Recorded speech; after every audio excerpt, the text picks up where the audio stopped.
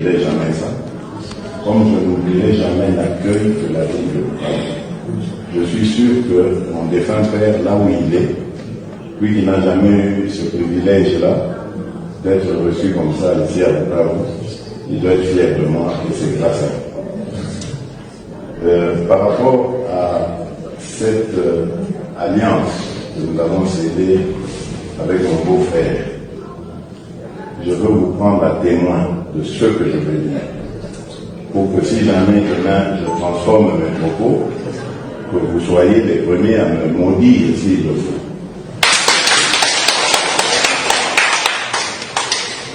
Je ne trahirai pas les termes de cet accord. Je suis avec lui et vous allez le voir dans tout ce que je vais faire. Je vais toujours être avec lui. Je ne le trahirai jamais. Si après le 23, il y a quelque chose qui arrive, qui ne soit pas prévu dans ce que nous, on a prévu, lui et moi, on se concertera toujours et je ferai tout pour qu'on ait la même position. S'il n'est pas d'accord, je n'avance pas. S'il est d'accord, j'avance. Mais on va le faire toujours ensemble. Donc ça, vraiment, je vous le dis parce que je veux que vous soyez nos témoins aussi. Donc cet accord, c'est pour vous aussi. Nous l'avons fait pour qu'on soit d'accord. Donc les prochaines étapes, nous irons au Kassai. Je vais aussi expliquer aux Bakaléens de là-bas que désormais, Vital Kamerhe et son UNC marchent à côté de l'UDRS. Nous avons les destins liés. Voilà. Donc c'est ce que je tenais à dire. Je vois que même on enregistre, c'est bien. Parce que ça, au moins, ça va rester.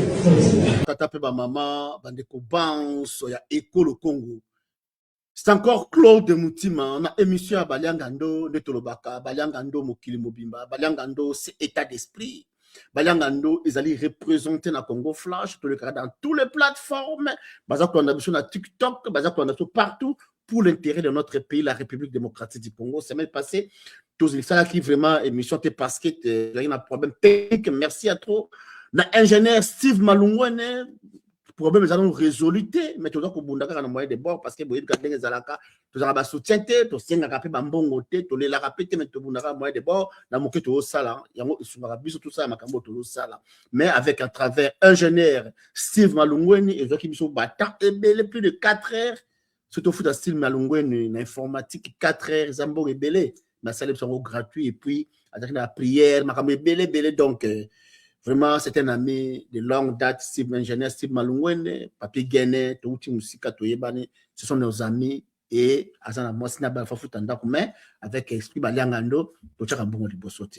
C'est la même chose avec l'intérêt de notre pays, la République démocratique du Congo. D'abord, tu peux présenter mes condoléances, y compris beaucoup laka, beaucoup yambo, papa nae, vraiment beaucoup de choses bundi trop pour la famille nae pour la peuple congolais bundi belé on a toujours fait la mboka na biso le loi peuple a fait papa nae mes condoléances beaucoup de choses bo assister balingi beaucoup de choses balinga Congo beaucoup ne ko assister beaucoup de choses adresse les alliés en tout cas merci à trop maman na biso Didier Asuta sunga beaucoup de choses yambo tozala invité spécial ba TikTok ba monde ya tshede ya photo na background na ngai na tshé photo ya colonel Claude Kisuka oyo asali fier la République démocratique du Congo abundi na mboka oyo asali makam na mboka oyo tia comme na grade ya colonel batinde retraite asa jeune so bomoni courageux état d'esprit mais batinde retraite pourquoi pona nini tokosola masolo wana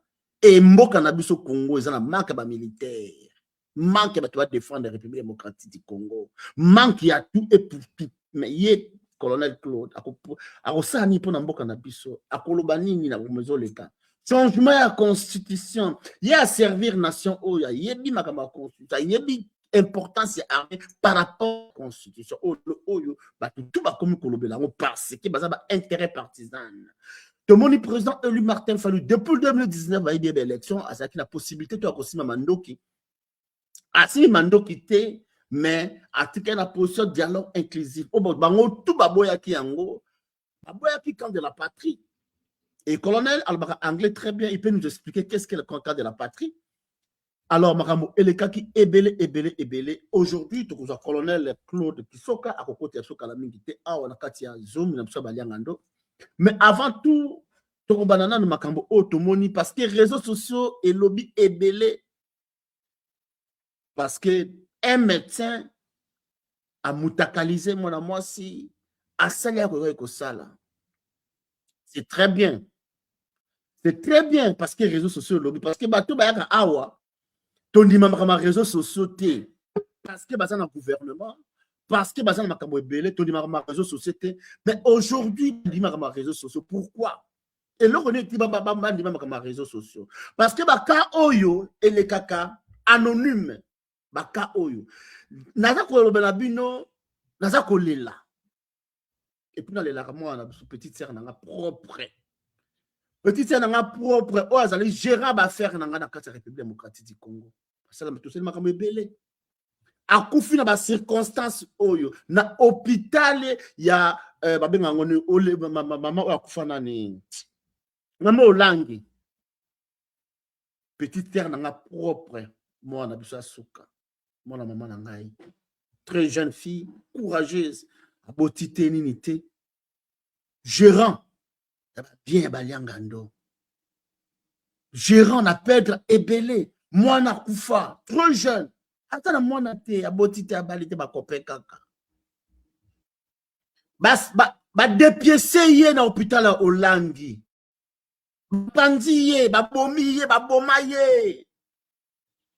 Baboma, c'est ma petite sœur propre à Yébité. J'ai beaucoup pleuré dans les larreti lelo. Na meki basa banque parce que je suis infirmier.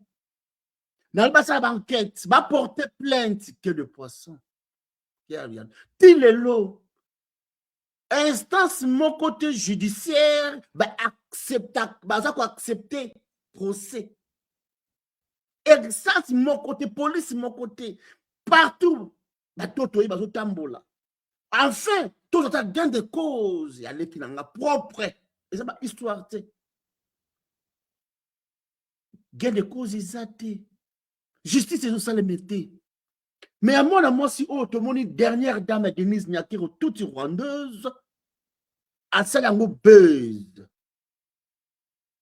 Et les Congolais, comment on a trouvé des comportements, on peut histoire quitter. Mais, on va dire que les coups anonymes. To comment les combattants, les résistants, pour te mona, les coups, to yoka. De konangai, tout ça la mémoire, il y a mbicité. Bateau, basali biso mabe, ebele. Et au terre, ba crime to vivre en le peu importe beaucoup finga baliangando. C'est politique kanambe. To boy politique kanambe biso surtout. La constitution, aux chartes, il y a occupation. Hippolyte Kanambe a imposé peuple congolais constitution. Peuple congolais va adopter un référendum. Tout ça, il va forum pour Hippolyte Kanambe a touché. Tout ça, il va forum. Tout tamboli mokili mbata témoin.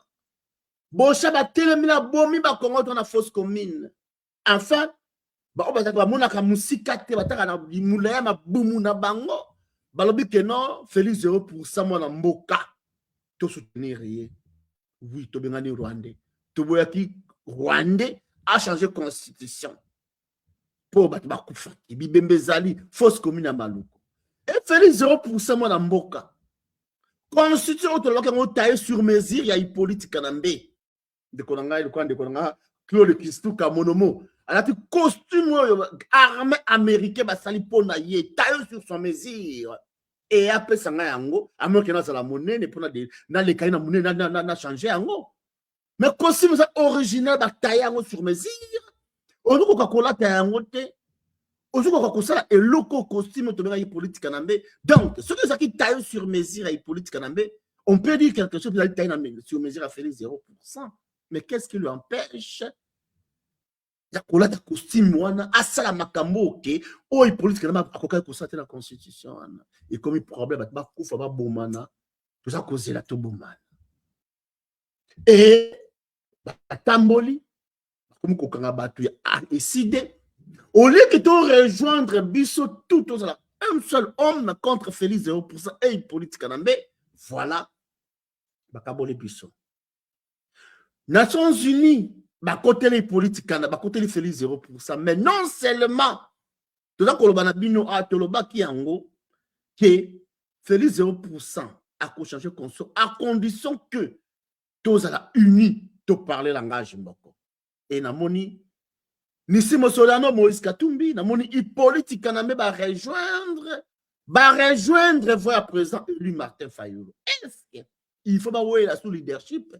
Parce que dit que Moïse Katumbi, comme Koloba, que Moïse Katumbi est leader, il y a pour ça la beauté, tout côté na désordre, na bêtise, pour battre sa Félix 0%. Oh, bango bandoma qui est babeki, peuple congolais. Est-ce que tout ça conscient? En fait, tout ça, vidéo ya makaba.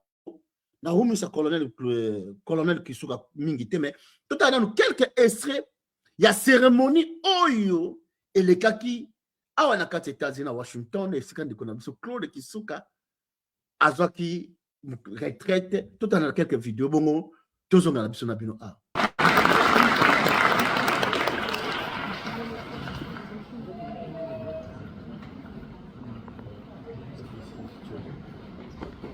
Major Joel Medina, Logistics.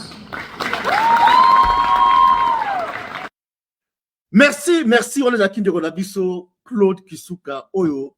Vous avez une photo côté na balianga na TikTok, vous avez une photo na TikTok, na nini, vous avez une image na je crois que vous avez sima. Et si kawapi azalaki na kati ya arnini, ba pesi médaille wana, tu photo na to cha tout on bandé toute photo. Yewana de Ronabiso, wana zali congolais des pères et des mères, yeyo. Tu photo wana. Tous mon colonel Claude Kisuka, ce soir, mon colonel, ils ont sa image. Bonjour, mon colonel Claude Kisuka. Nous avons besoin de mon colonel, image Kimi Awa, vidéo, wapi mon colonel. Bonjour, mon colonel, vidéo Longwe. Mon colonel, vidéo Longwe, tous besoin de bonjour, mon colonel, vidéo Longwe. Éviter à Salina Bisso Awa. En attendant, moko na kota to ananda makambo to telemelaka politique kanambe pour la constitution et le konini échanger lelo na otoboya ki yango lobi to la malamu soki ezaka pona kabila ye moko élection ekozala te na banzi bolandi mikolo yo makambo esalemi à travers mutu oyo kabila tie kabiliste lokola ye mutu na ye kabiliste o atie na seni. Merci. On a Félix 0%. Et là, on a échangé Félix 0% na Hippolyte Kanambe. Et là, on a échangé.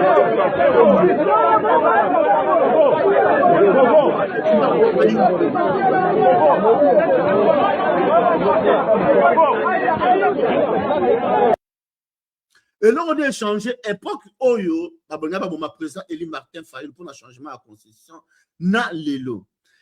Tokei lisusu, et là, on a changé bande konangai. Bablobi, tokene na dialogue, mon colonel à Koti, avant de développer, parce que mon colonel a rebellé. Bonjour, mon colonel. Bonjour. Bonjour, mon colonel. Pour la micro. Bonjour. Micro. Nazoka yote. Ok, c'est bon. Bonjour, mon colonel. Oh, Zokanga Tindeni, na comprendre. Est-ce que volume, Zokanga bien te? Micro Zokanga été? Non. Menga Zoko bien. Allô? Nazoka yo. Bozoka ngai? Oui, Tozoka. Ah, mais question on Nazoka te. Côté Ozoka na te. Ah bon, comment expliquer ça? T'as un côté na okuna. Parce que Nazoko bien, ah ouais, na micro na ngeza bien, nazo mone zo pela vera. Na ebité. Na ebité, nini kuna. Ok, c'est bon? Allô? C'est bon? Oh là là. Oh, technique. Je ne t'entends pas. Oui, moi, je t'écoute très bien, mais je ne mon sais pas micro pourquoi. est on. Oui, moi aussi, là, mon micro est on, mais je ne sais pas pourquoi. Ça, tout ça, dans nos boyers, tout ça, le quoi, tout bimi, et puis, tout zongi. Ça va, rien. Aujourd'hui, allô? Voilà. Allô? Oh là là, micro. Allô? Ngazoko bien koto, nazomona makambo tu na pepe là wa bon na habité. Ozoka ngantene na mekana Sorry, I changer can't mi. hear you. Oui, I can hear you. Let me change my microphone. Let me change another one, the other one. Okay. Allô? C'est you can hear me now? No?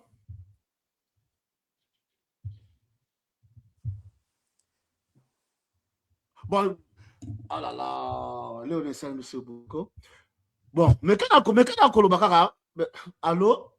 Je vois les images, mais le son, mon Ok. micro est on, but je ne t'entends pas. Oui, attends, je vais enlever d'autres histoires là, c'est bon. Non? Non? Allô? Oui. Allô? C'est bon?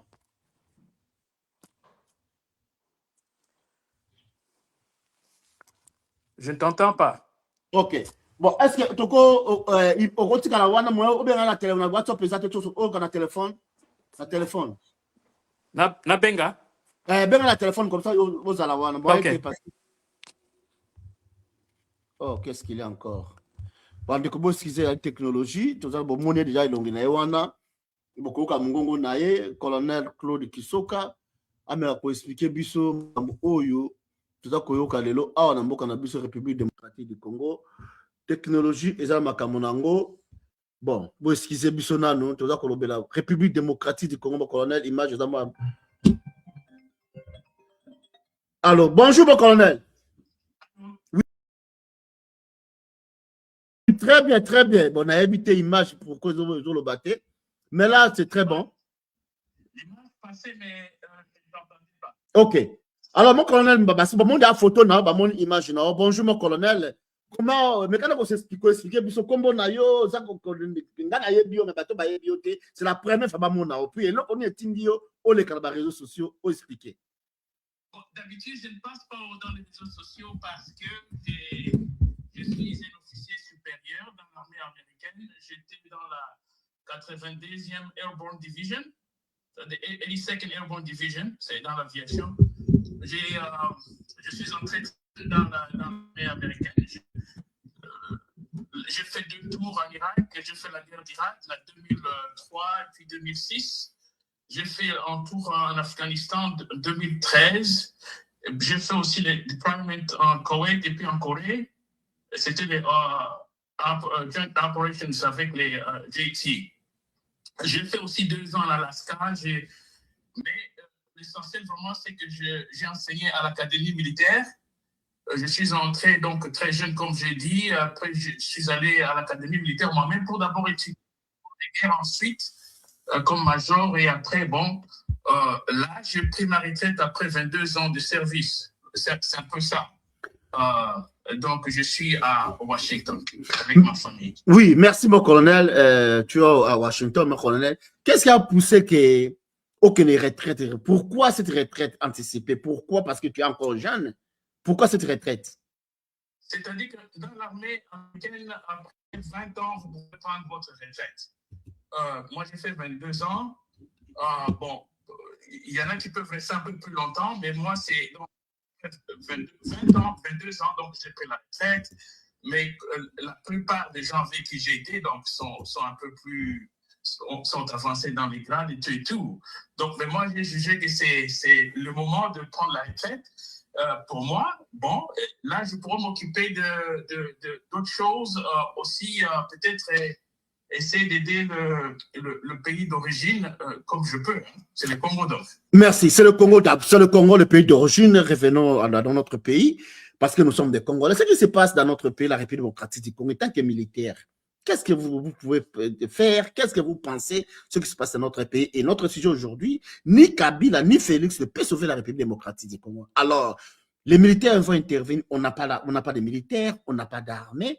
Qu'est-ce que vous comptez faire? Est-ce que le gouvernement vous a contacté? Est-ce que vous étiez d'abord par l'ambassadeur été représenté? Ou bien comment ça a été passé votre moment dans l'armée ou votre temps de retraite?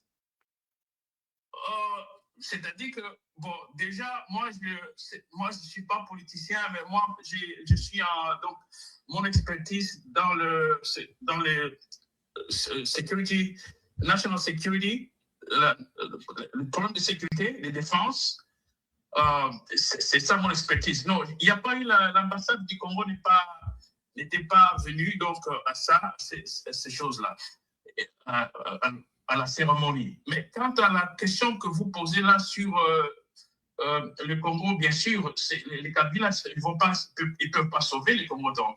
Mais l'armée elle-même. Donc, le Congo est en guerre et c'est impossible que le Congo gagne cette guerre-là parce que c'est une guerre d'occupation. Quand vous avez une armée qui est infiltrée pratiquement, je dirais, 80% au sommet, jusqu'au sommet de l'État, c'est impossible de gagner une guerre parce que dans le contexte d'occupation, vous avez ces infiltrés qui vont faire la guerre à leur propre tribu, à leurs propres frères. Donc, ils ne vont pas le faire comme il se doit. Alors, il faut une réforme. Il faut une réforme des services de sécurité. Il faut une réforme de l'armée. Il faut vraiment une réforme en profondeur. Mais il faut aussi qu'il y ait des politiciens qui sont vraiment intègres, patriotes, qui peuvent mener ces genres de réformes et soutenir ce genre de réformes. C'est un peu ça. Merci, ce genre de réformes. Mais aujourd'hui, on avait fait des élections, on ne peut pas voter le président élu Martin Fayoulou, et Kabila a décidé de nommer Félix. Et aujourd'hui, Kabila vient comme solution. Est-ce que vous participez de cette... comment je peux dire? Vous supportez l'idée de Kabila de venir nous donner la solution, ce qu'il appelle le pays, la soudanisation, ce que nous appelons la balkanisation, ce que le professeur, l'écrivain Boulaïmi nous dit, la congolisation. Est-ce que c'est Kabila de nous donner cette leçon? Et si Kabila commence à nous donner les leçons, quel est le rôle que Félix peut jouer sur ces pays-là? Félix, est-ce qu'on pourrait arriver là avec l'UDPS en tête, y compris Félix 0%? C'est-à-dire, la réponse est non, parce que moi, je ne suis pas philosophe, je direct aux questions, réponse, non. Donc, Kabila ne peut pas sauver ce pays-là parce que Kabila est partie du problème. Et as a matter of fact, il parle de la soudanisation. Ça signifie que Kabila envoie un message qu'il faut diviser le pays. Comme ils ne peuvent pas arriver jusqu'à Kinshasa, ils veulent couper le pays. C'est un peu ça le message qu'ils donnent quand ils parlent de la soudanisation. Mais ça, c'est grave pour quelqu'un qui a été le président de ce pays-là. Et quant à ceux qui sont au régime, il faut leur poser la question pourquoi il n'y a pas eu de réforme de l'armée depuis le temps que Kabila est parti. Parce que on sait que l'armée a été infiltrée depuis ce temps-là. Pourquoi il n'y a pas eu de réforme? Et pourquoi il n'y a pas de réforme aujourd'hui? Donc, les deux camps ne vont pas sauver le pays, absolument. Et quant à la Constitution, est-ce que la Constitution peut être changée? Oui, mais est-ce que ce n'est pas le moment? Mais aussi qu'on dise qu'est-ce qu'on veut changer dans cette Constitution-là. Donc, c'est pas le moment, il n'est pas opportun. Le vrai problème du Congo, c'est ce tribalisme, c'est des petits clics qui pensent qu'ils peuvent prendre le pays en otage. Mais je ne crois pas que ça devrait continuer. Donc, je crois qu'il faudrait qu'on mette fin à ce genre de bêtises, en fait, que j'appelle de bêtises. Je ne veux pas utiliser les concepts techniques parce que les gens qui suivent, peut-être, ils n'ont pas ce background-là, mais c'est un peu ça. Les camps ne vont pas sauver le pays. Il faut absolument qu'il y ait une révolution, donc. Qu'il faut qu'il y ait des révolutions. On voit Moïse Katumbi rejoindre le président Élie Martin Fayoulou sur le dialogue inclusif et pas de changement de constitution, pas de glissement. On a suivi déclaration ici à New York de la communauté internationale des Nations Unies qui disent que la même chose avec, et est-ce qu'on peut arriver dans une solution, dans un dialogue inclusif avec les Congolais pour sauver le pays, ou bien on va entendre le blanc ou les occidentaux venir nous aider, comme les gens de l'IDPS acceptent que les États-Unis, le français, puissent nous imposer ce dialogue. Est-ce que c'est possible aussi? Ce n'est pas possible. Il faut que les Congolais s'éveillent. C'est ni l'Occident, ni les États-Unis, ni Moïse Katumbi qui vont donc mettre fin à ces incursions, ces guerres d'occupation. Je ne crois pas que ce soit l'extérieur. Il faudrait qu'il y ait un sursaut de l'intérieur, une volonté de puissance de l'intérieur, de patriotes de l'intérieur, de gens qui aiment vraiment ce pays-là, qui peuvent dire pour le moment, il faut que ça s'arrête là. C'est un peu comme dans la situation de le maître et l'esclave. L'esclave ne va pas, le maître ne va pas affranchir l'esclave. Il ne peut pas lui donner la liberté. C'est l'esclave qui doit se mettre debout et regarder dans les yeux du maître et dire, à partir d'aujourd'hui, moi, je ne suis pas ton esclave. Et l'esclave prend les moyens pour mettre fin à cela. Je crois que c'est là où on va être. Donc, que les gens se réveillent un peu de la naïveté. Vous avez cité le nom de Martin Fayou. Martin Fayou comprend les choses. Je fais confiance à Martin Fayou. Il comprend un peu les choses dans ce sens-là. Il faut absolument que les Congolais eux-mêmes fassent ces sursauts-là. Ça ne viendra pas de l'extérieur, ça ne viendra pas de l'Union européenne. By the way, c'est le même Union européenne, c'est les mêmes États extérieurs qui sont en train d'armer le Rwanda. En fait, si on ne faisait pas des pressions comme on dit, il y a CMA, comme on dit, et le pays serait déjà divisé il y a longtemps, en fait. Et il y a des gens qui travaillent, qui continuent à travailler en CMA, comme on dit, là-bas au Zaïre.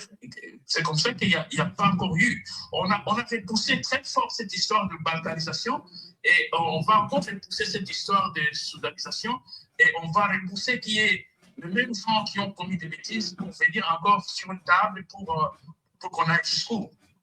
Il faut que ça s'arrête. Merci, mon colonel. Fait divers.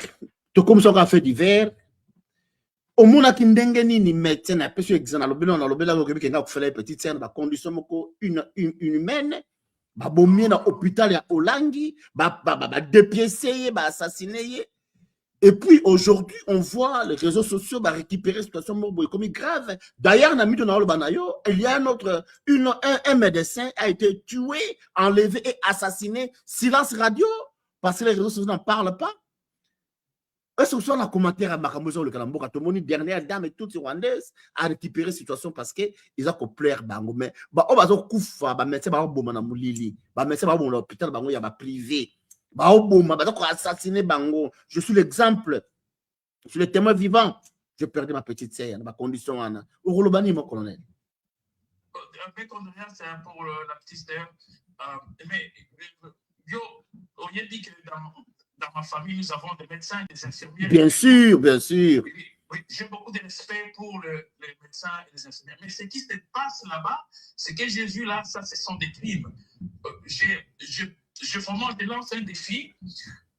Au lieu d'aller faire un petit théâtre que j'ai vu là, avec récupérer la situation, mais qu'on mette vraiment, que la justice prenne ça en charge et que ces médecins répondent donc de ces actes, pour moi, qui sont des actes de violence extrême. Pratiquement, ce sont des violences extrêmes. Il y a quelqu'un qui est vulnérable sur un lit de malade d'hôpital et arrivé à des coups comme ça. Et franchement, cet homme-là devrait répondre et qu'on applique le feu, la force de la loi sur ces médecins-là. Merci, mon colonel. Au Nini pour le peuple congolais balandio. Armée va retenir Nini au service trop armée américaine. Si la grade colonel va retenir Nini à Baza Kolandayo et peut porter Pierre Nina Katambo Cannabis, ce qui aux opportunités au service nation. Aux allocs bango surtout au contenu soupe ou bien qu'on apporter quelque chose de nouveau. la discipline, l'éveil patriotique, la discipline pour la défense et la sécurité nationale, ça, comme tu le sais, ça c'est ma passion. J'enseigne toujours à l'académie militaire, ça c'est ma passion. Le soutien aux droits humains, ça c'est ma passion. Donc je crois qu'il est temps, plus que temps, après 25 ans, 30 ans, j'appelle aux Congolais de se prendre en charge. Le Congo appartient aux Congolais, non pas des crépuscules des individus ou des étrangers qui faufilent entre les lits. Non, les Congolais, le Congo, c'est aux Congolais, et je crois que les Congolais ont été mis à genoux pendant longtemps. Je crois qu'il est temps pour eux de se réveiller et de prendre leur pays en main, leur destin en main. Je lis beaucoup les ouvrages, je lis les ouvrages de Charles Onana, de Wanda et des autres. Et je parle aussi avec certains, ils ne sont pas nombreux, certains politiciens congolais qui sont encore lucides. Je soutiens, je partage l'avis que c'est maintenant ou jamais que le Congo doit se lever et prendre son destin en main. Et on est là, on apportera notre expertise. Merci beaucoup, colonel. Si tu es le premier, on va faire une vidéo, Fara. Togia kuna na Washington, on a trouvé la ébélé parce que na minute, je crois que au commis libre, il y a ko bundela mboka na yo, ya ko lobela mboka na yo, ou bien on a toujours une interdiction. Non, mais là, je suis libre. C'est comme ça que je suis venu. Je peux parler avec toi comme ça librement. Je suis libre et d'ailleurs, dans quelques mois, je vais ouvrir un institut africain des droits humains. Et là aussi, j'aimerais que Yoro fait partie de cette dynamique-là, où ces genres de choses pourront aussi être débattues. Mais aussi, invitation, Isali, comme tu le sais, à tout moment, il y a une chambre pour toi ici. Merci. Merci, mon colonel. Merci. Merci, Bandeko Nabiso, tout ça, colonel Claude Kisuka, à servir armée américaine, à qui retraite na grade à colonel, c'est pas n'importe qui, c'est pas donné à tout le monde, mais courage, Bandeko Nanga, tout le monde de la Mboka Nabiso, tout ça, ndenge bana ko benga biso ke ba clochard ba sans papier. Je crois qu'aujourd'hui ils à la mende ils à la Félix 0% ba komona que non, nous sommes plus de sans papier. Tous ali ba clochard té tous ali ba colonel tous ba ebele ba osala musala mende ko nanga et tous on a discolo o ba bomi ndeko wana o ba sali ndeko na mwasi ezali passe ezali mawa. Ba mboka oyo mundele azali mutu mabe azana racisme alingi mutu mundu te. Mende kuna ngai ko simba mwana na ona ndako. Ko simba patient na niveau wana ezali très très grave. Ezali ba théâtre to bon ba jugement bazo libanda non, ezali très très grave que mawatlo.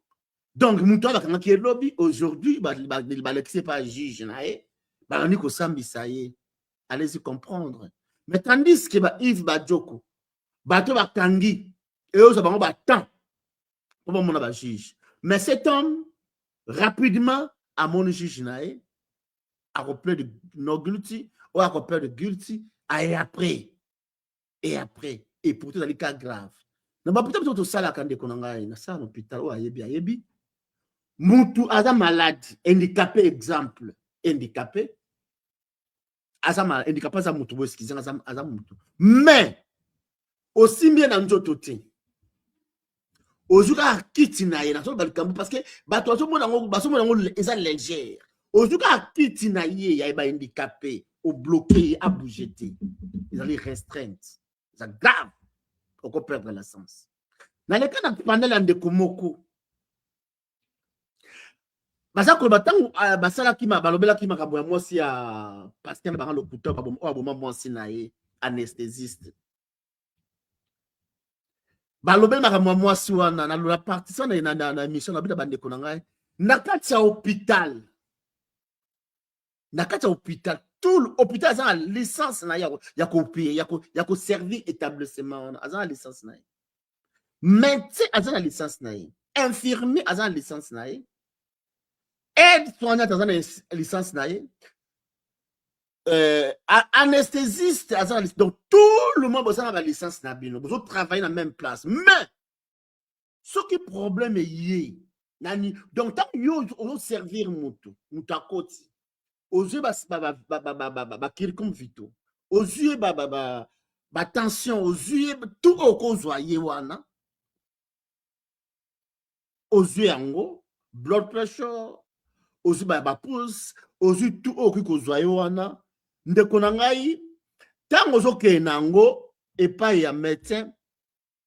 Ba signalé ni na ngai, ba signalé TikTok na biso bande ko na ngai, bo tapoter, ba signalé, ba zo signalé donc mobulu on a concentré te kotoyo. Bande ko na bo tapoter nga s'il vous plaît, bo tapoter nga ba zo signalé nga ya bon. Ils a rendé nga tombe de Congolais. Ba zo signalé awa, merci to meka ba zo signalé amen, to meka na ko bo skize ngai. Merci. Merci, bande konanga ba signaler tout ba sur TikTok, ba signaler sur TikTok. Merci. Alors, aujourd'hui yango, tant aujourd'hui yango oko pesa médecin, nazui tension na ezali boy, respiratoire na ezali boy. Azopema autant au combien on nyonso tout au pesa un médecin. Avant mutu ba l'exception dans la salle d'opération, soit ba pesa anesthésie, yom dozo yamba, il faut zabilo corona tout. Aujourd'hui yango tout au pesi, ce qui ont sali erreur et que par exemple, azo respirer, nasser à 60 et que combien on 90 ou bien combien on 99, c'est que ça bien au pesi. Alors, tant ba autant que nos respirations en assez. Donc, il y a une respiration, il y a une pause, il y a une autour, il y a une tout oxygène au sein derrière. Donc, licence na yonde côté, muto a combattu la unité, yonde licence ne comme mabé. Mais le lo na Congo, tout est comme dans normal. De kolanga ça passe, ko fait la mutu. Na ba condition o ya belité, na zo ba na bino, ka petit a belaté. A belaté. Petit a côté azo kene mamo konza yebse ko kene ba putain bazo solo la ba solo ba solo trop ko kende te on azo ka bien tele betaka tour hôpital olangi ba izaka bien ko kende te hôpital olangi ba zala ka bien combien o tabo ba tindelier na temps na butu ba benga temps ba bengi akei muta tamboli ye moko akeno hôpital ba dépiécer ye to lobela yango est-ce que aujourd'hui ba ko funa na koti na bato ba funa la caisse. La dossier parce que l'hôpital est reconnu. Je de papier. Hôpital Hollande. Parce que vous savez buzz. Et tout continue à battre. Va font la dossier pour l'hôpital Hollande. Ils ont assassiné ma petite sœur. Ils ont assassiné ma petite sœur. Maintenant, on a allé en vie. Hôpital les allés en vie fonctionner jusqu'à présent. Bon, putain, il a bu sur l'adresse de porter plainte. Baka, ils allaient être baka isolés. Pourquoi? Que vous êtes beau sali yango, vous récupérez base, mais et les autres personnes, bah, ça va anonyme. C'est ça la République démocratique du Congo. C'est ça. Les politiques en bini à sali sorti dans les médiatiques. Alobi et belé la tanango. Ah ouais, de konanga, tout le monde peut vidéo à Moïse Katou, il fait un temps, mais tant, mais on peut mettre le sous au chat en balasima. Bango tu bazongi na dialogue inclusif. Pantenanga pe aza kosenga dialogue inclusif. Alors, ta boye na dialogue inclusif bo solo la pona bo zonga ba position na pina zone comme kanda et makaba politique nambe na imprima ki yango awa na libre Belgique. Makamba politique nambe yango a traité exclusif avec politique nambe. Il faut mettre fin à cette dictature qui vient de s'installer dans notre pays. Je me demande la question, est-ce que c'est politique nambe Félix 0%. Et les fanatiques de Félix. Est-ce que Félix Tshisekedi, Nabengo Tshisekedi, Félix Tshisekedi. Il fallait peuple congolais à l'élection, il fallait pas politique canambé. Il fallait politique canambé à couper sa peuple congolais à l'élection. Je vois beaucoup les fanatiques. Kabila. Est-ce que Kabila pouvait être notre modèle? Mais votre modèle. Est-ce que Kabila peut venir nous donner les leçons? Nous avons combattu pendant 32 ans ou 37 ans. Nous avons combattu Kabila avec Félix partout dans le bureau. Partout. Et Kanamba Kei, ce qu'on a dit, déclaration aux Nations Unies, Oh, bah, ça qui rapport, et ça qui a pris 3 jours. Donc, ils ont la Kabila, ils ont fait les politiciens, ils ont fait. Donc, bango tout va aller annexer dans le même sac. Donc, Moutou a sérieux Azati. Kabila a coupé sa leçon. Eh, bah, fanatique à Kabila, bah, flatteur, bah, mibi, bah, bimi, bah, fanatique à Félix. Oh, bah, ça va souffrir, bah, mibi, bah, flatteur, bah, bimi. Donc, il est comme il y a bango, boyo kabango, soudanisation. Balkanisation, comme ça va contexte, ma grammaire, ma vocabulaire. Mais et là qu'on dit il y a niveau, il y a nouveau eux ils allaient. Sauf qu'une politique canamé, il nous avait ignoré. Une politique canamé a besoin du peuple congolais. Une politique canamé n'a pas respecté le peuple congolais. Une politique canamé, il a décidé de nommer Félix pour ça et il en est fier de ça. Avec le pantin Nanga. Et Félix, pour ça, il est en train de faire ce qu'une politique Kagame l'avait demandé. Il a exécuté à la lettre tout ce qu'on s'engager. Et les fanatiques qui ne voient pas cela. Aujourd'hui, les États-Unis est ennemi parce que Félix Obama est signé. Tu dois dialoguer Mokil Mobimba. Il faut se rendre à l'interne. Mais mon frère, ma soeur, il faut être malade. Il faut être con. Bazo menacé yo libanda. Mais baki maranandaku. Zonga nandaka bo sola bande kono aso bazo boya les fanatiques balobi non. Mais bon gagner boko mindele balobi na bino boko gagner na guerre té. Boko récupérer Goma té na guerre. Bo makasi pété. Il faut solo. Boko changer constitution té. Po boko mindele té. Boye na ba accord na bino kutu tin États-Unis. Ah États-Unis abisi bino. Boya kolela les États-Unis, boya kolela la France. Baza ko yebisa bino ke fo bosola. Mais yo za menacé na ba paya. Oza menacé libanda ta kutu na ba quartier. O uti quartier musu ba menacé na quartier mususu. Okokima mbango ko na kata quartier na yo. Na ndako na beto na quartier na bino parce que eza kwa base na yo. Taba masa na ba komona ne moto na ba menacé na côté kuna. Donc, côté la sinkine, baba, no bana sumbi ba menacé ngai. Allez, bokei. Oh, bana changa. Côté na pe bokei. Mais yo bazo menacé yo. Aujourd'hui, ko benga bande ko to fa to solo la to ba nento ko sala ennemi. Mais faut ça mal de comprendre que Félix pour ça asa pantin. Faut comprendre que Félix pour ça asa na G, a ça G politique na Kagame. Et politique en amé oyo anoma Félix 0%. Aïe ko peut sabino verbe, aïe ko peut sabino mot nouveau, soudanisation.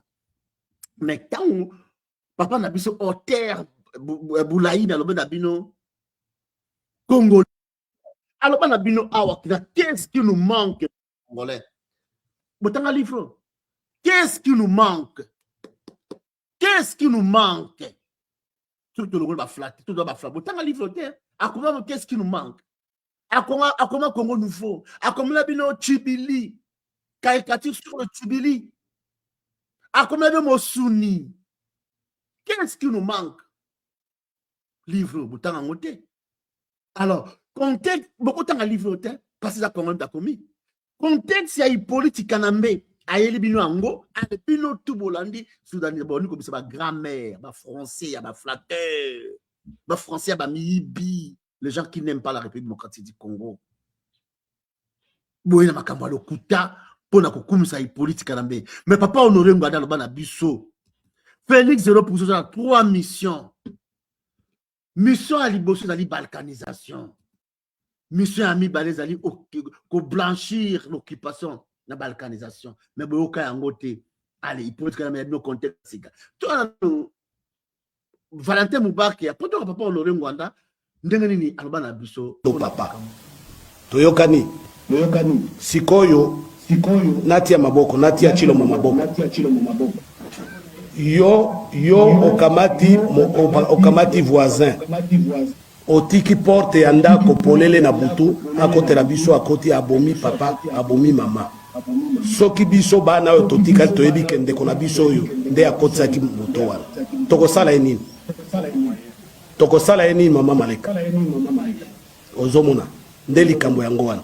Kabila moto nyonso ezala congolais ezala étranger balobi Kabila anyokoli Congo abebisi Congo ezali eloko ya kodemontre te ezali so eloko ya kodemontre te sikoyo biso tosilisani na ye nde oyo kardinal Mosengo alobaki soki Chilombo akamataki telefone abengi modinga na ye oyo aganyaki mbele Kabila asilaki mbala moko. Le château Kabila allait s'écrouler nde alobaki na France. Donc ngabo ko muto naza ko lobango te batu nyonso bazali ko lobango yo kamata Mosengo lokola moto pamba te soka lobidi kama nego wana yo sikoyo okei ko sekwisa ye o sekwisi ye anyokola lisusu bato yo batikala kilere auti kokufa na otia maboko na ngana makambo ya nego wana te na ke lokotsa mutu na ngana makambo na ebite oyo na français balobaka l'éternel les aboutissants yo okei mama Malika moto akamati présidence apesi ya république ya mboka lokola Congo oyo nauti ko décrire awo ezali gratuité yo opesi eloko en échange de quoi otuna yete yo otuna yete yo bapesi yo présidence yo opesi nini quelle est la contrepartie yo opesi elingi ko lobo oyo boza koyoka accord secret de yango wana.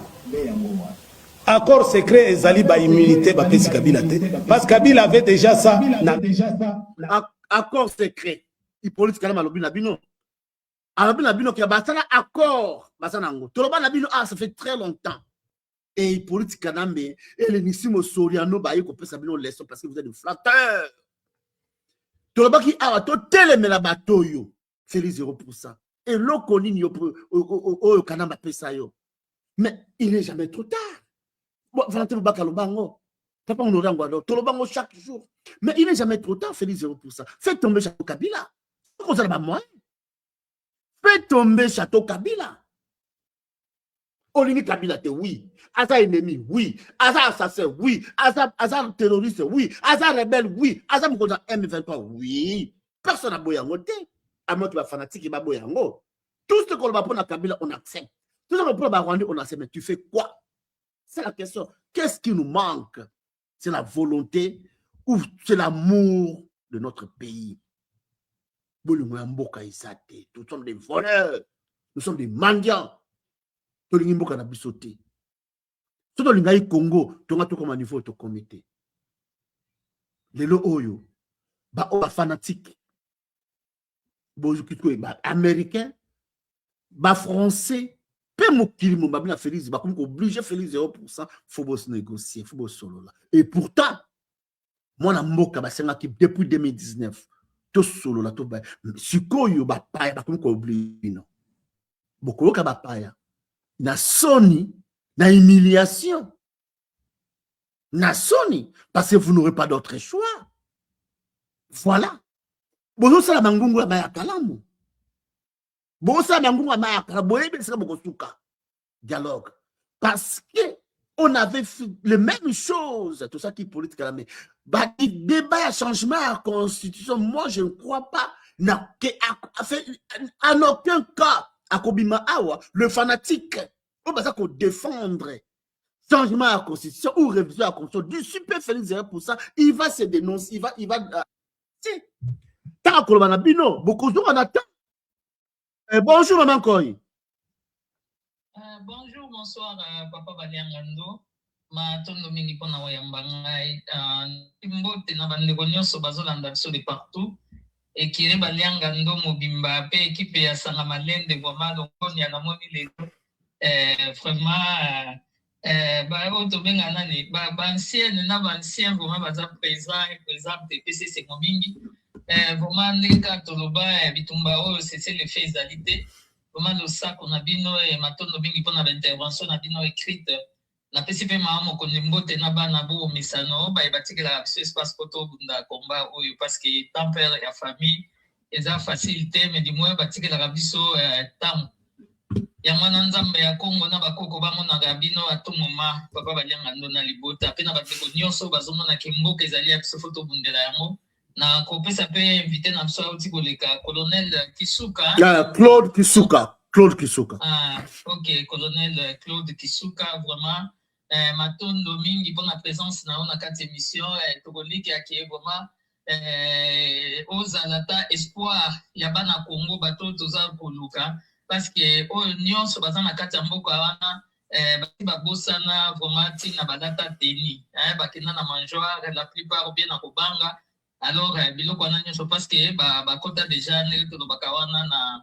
na mangeoire donc ndenge baloba wana kuna toyebi ke koma bazalaka na devise na bango kuna tosa obika alors bango mpe bakoma kotosa mpe yango wana baza kobika et la plupart oyo bamekaki kosala lokola kodénonce et bango wana nde babomi soit bavandi na baprison mais nyonso wana parce que eza foti peut-être to bamingi erreur wana eyeki parce que biso nyonso tobandaki kolekisa kaka temps bango bajoue na temps mpo baaccomplir mission oyo batiela Félix place wana biso nyonso toyebi ke Félix aganiaki te et contrat signa akoka kobimisa yango te liboso ya bana mboka mpo peuple wana telema c'est ça notre problème yango neti biso baoyo tokondanaka mpe ti lelo neti les églises baconfession religieuse nyonso eza na kati ya Congo na bango mbala mingi yo soki oza paster oza wana mpona kopetre soki batroupeau donc il faut kolesa bango kaka na molimo te mais folinga mpe physique na bango ezala bien mais ya mpasi na mawa ezali ke bato wana nyonso tokabwana tellement na bamangomba wana e bamosusu bakota na je baya kolalisa bana Congo pongi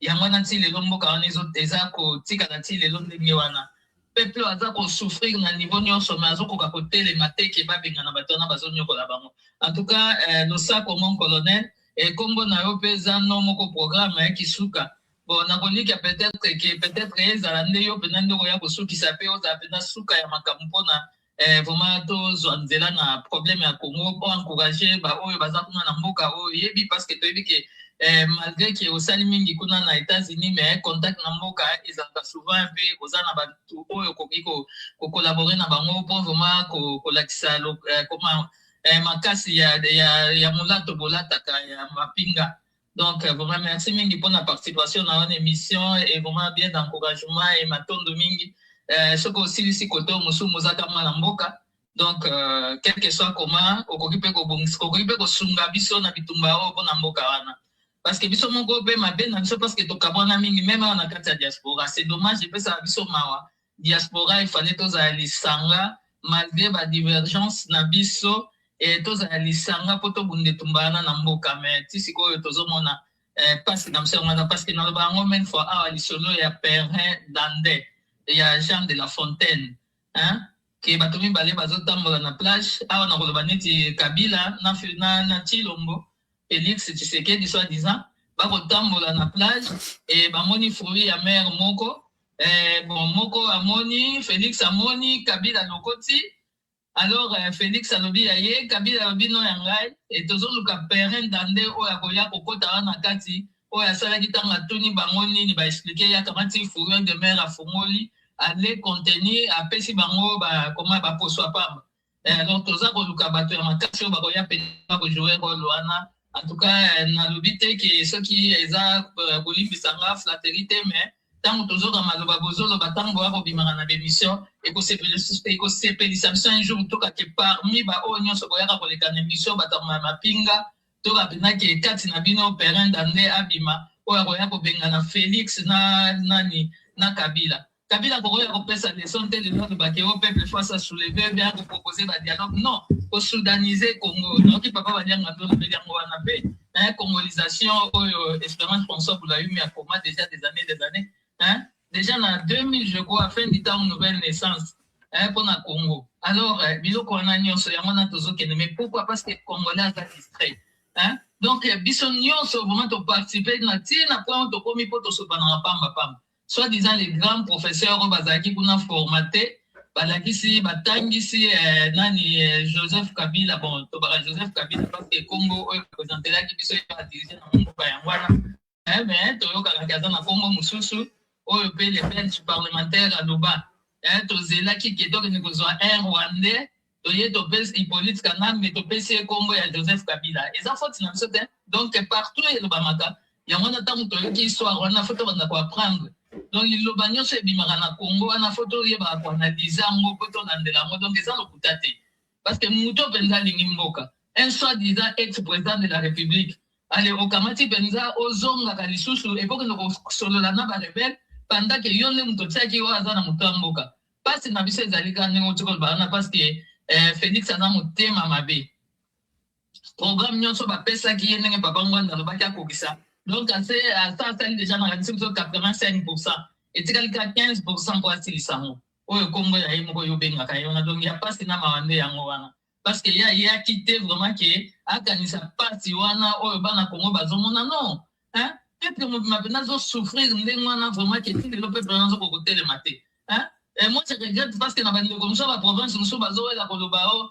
likambo te fo kaka tokende na fédéralisme mais fédéralisme yango na quel état d'esprit hein bakongolais bayebi na kosala politique te donc ndenge baza wana biso tokonfondaka fédéralisme na tribalisme et yango wana nde mpenza oyo barwandais bayebisaki Félix asala yango na nko yango komona na bainstitution nyonso na badepartement nyonso atie te bango et ajoue moke susu na mwa babiso ndenge bayebisaka ye toyebi yango bien hein kolongwa ya même ya nani ya naloba yango même fois ya Camere na nini na assemblée nyonso po oyo aremplaça ye ezali ex soki nani beau-frère na ye mais toyebi ke Camere lokola Félix efala teka mboka na États-Unis akokaki kolinga te ke ye azala président ya assemblée mpo ye aza mpenza oyo tokaka sonzo akofiba mpenza makila akofula mopepe donc c'est ça problème wana biso bana Congo tozocomprendre te ti lelo ke mboka eza infiltré na ndenge nyonso et puis na ba institution nyonso même na kati ya ba province nyonso nde tobaka wana bayiba nomenclature na biso bapesa bato bakomba lokuta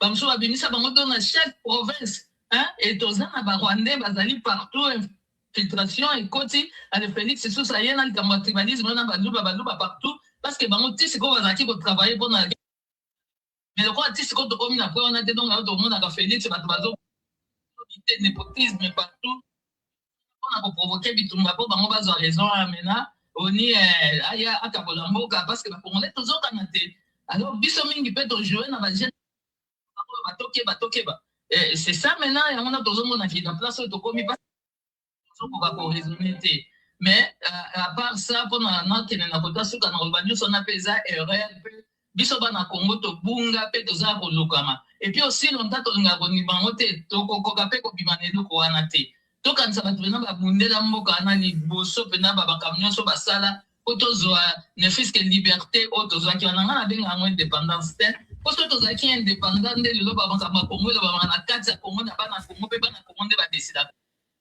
na besoin ya badécidere tobimaka libanda makambo na biso ekelobamaka libanda bapays na biso bavoisin na biso nyonso bavoisin limitrophe balingaka biso te bango bayaka epai na biso baya kotoka biloko kuna mais biso bana Congo so tokepa na biso bazoboma biso bazomaltraite biso mais nyonso na pourquoi parce que toza na molobeli ya solo te hein alors batata wana oyo babundela mboka wana oyo batikelaki biso na tobosana bango na kobosana mpe te mpona kolobela neti le premier président ya Congo après indépendance président Joseph Kasavubu oyo auti okokisa je crois 57e anniversaire ya liwa na ye le 24 mars hein bato wana nyonso oyoka na mboka wana meme na histoire ya pays même ke bakamata mpenza ke ndenge basitaka bamosusu to bapapa na biso Lumumba oyo Laurent Désiré Kabila bato wana nyonso mais ye mpenza kolobela ye vraiment toyokaka yango mpenza te alors nde ka tolobaka wana mpona Congo wana tobongisa donc Félix ayaki alobi ya kofuine na passé te biso tozoluka moto akoya afuine na passé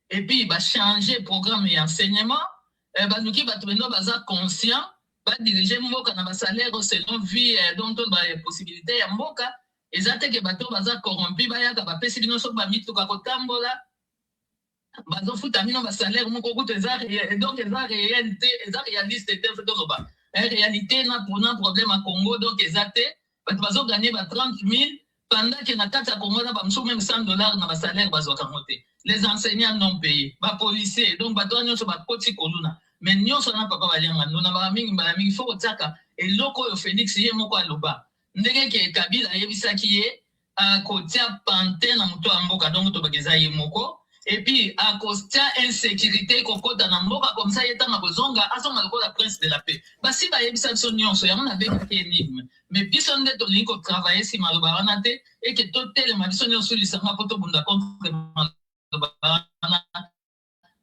to benga na bango nyonso comme ça to lukande to bien na biso moko na nyakota musamboka wana ou bien de to bika kana parent ande moko bima benza ya lobi maintenant c'est moi qui vais diriger le pays et puis ba réforme à l'institution tout ça va biloko nyonso c'est ça hein même cause à la table vraiment dictateur moko dans un premier temps pour ça la réforme mboka c'est maintenant to kena maponomi ya solo parce que dire que yo maponomi na 2028 ngai biloko nyonso na soutenir na ngote au peuple congolais to za ko bunga. Donc, il faut vraiment le peuple Congo, à l'enseigner, na bakana prophétie ya biso batobana kimbangu tolandaka kimbangu ke le peuple Congo doit être enseigné. Congolais faut enseigner ay batina ya mboka na ye, ay ba matina ya bitumba na ye, ay batina ya pasi na biso bakata bakoko maboko na bana mikeso ko tondisi katine veate bakati o maboko.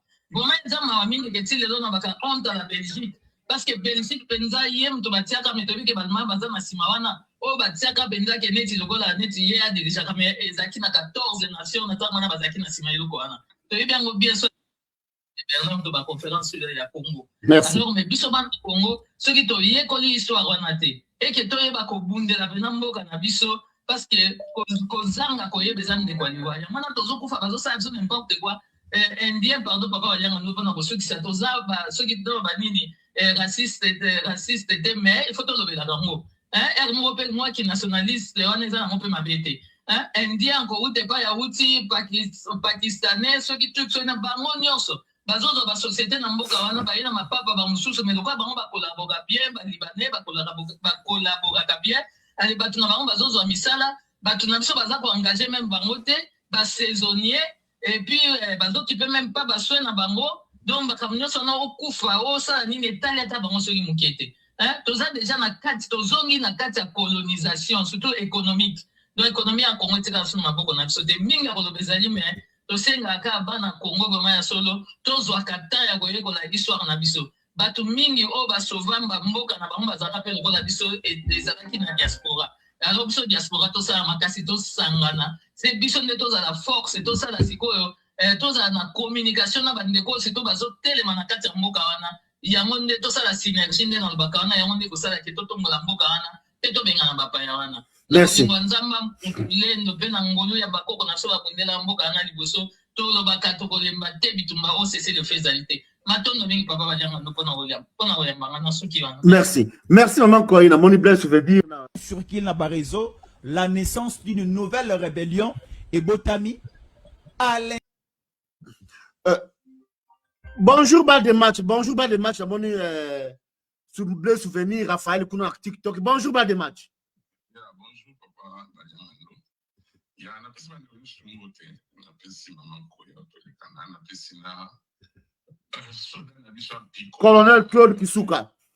Colonel Claude Kisuka, maman Koya, le bifaz à la souka, penaya, libéré Mokana malgré retraite.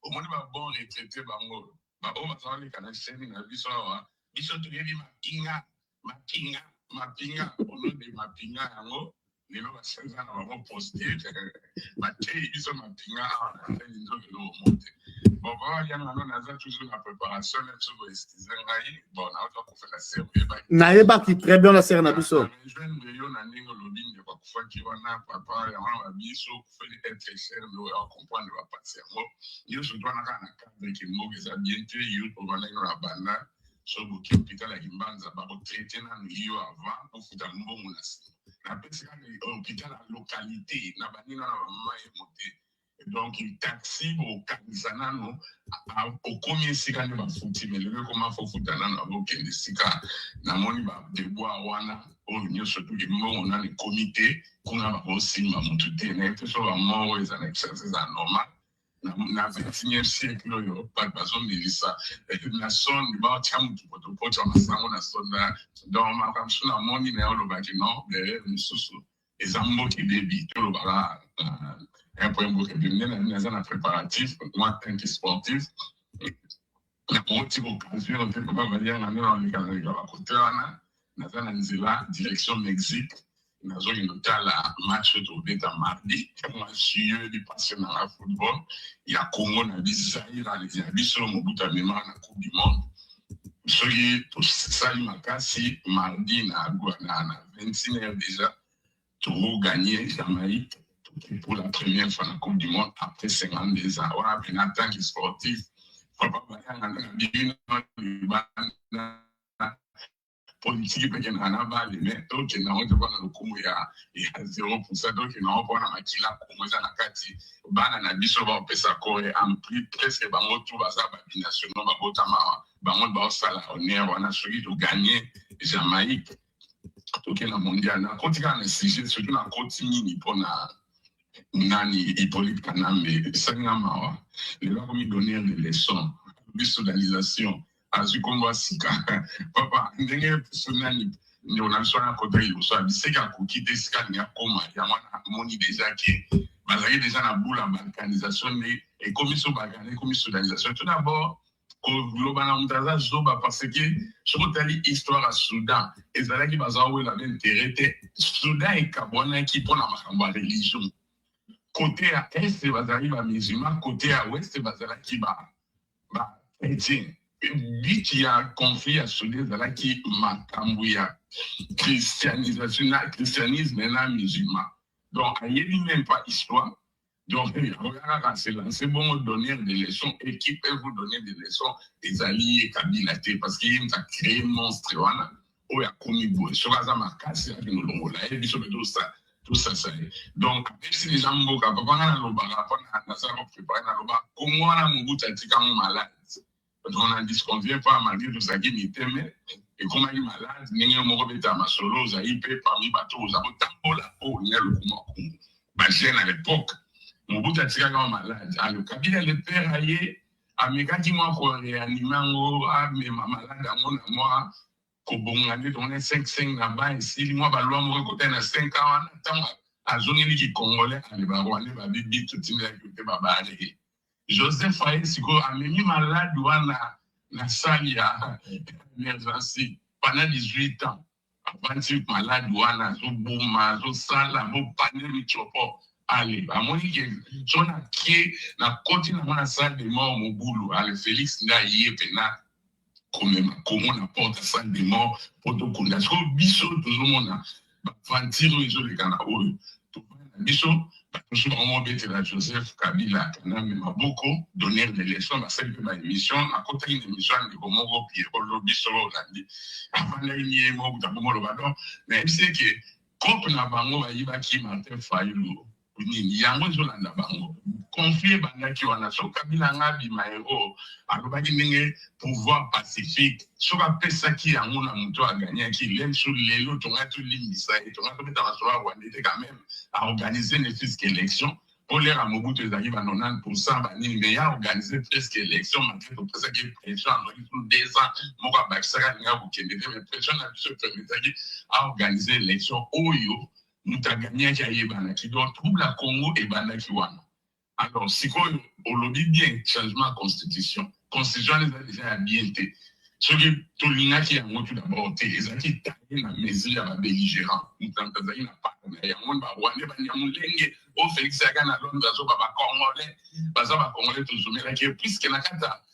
Comme constitution na bilo wana kutaki mo déjà kokai ko budgeté ale beti match na elenga beti nenge to ba benge yuma abemi Kabila yuma mais ale biteke yanke pe ba yuma donc biso les choses de la Congolais tout ça ba vrai yuma pour tous autres tika ba terrain wana to komi pe lelo ba msuba sa les missions pour la commissaire Kanambe ba msuba sa la mission pour la défendre Félix ba tcheli so en fait le marteau la plus yona nga to za la catch wana parce que yona to boy Kabila yonanga to ligne Félix ba on m'a battu pena bisona parce que Félix azana batuna e kuna Kabila kana batuna e kuna donc yo boy batuna mi balo tika kana pi mais biso to continuer à koloba to continuer ka ngenge on a besoin soda lobby a déclaré bien tala ba soda ba mwana lobby a très bien que Kabila a créé ba bureau mais surtout sur la pesa qui Martin Fayulu les lo makambo ezate alors biso to za la debout comme léopard malgré que na ces années mais parce que nous défendons le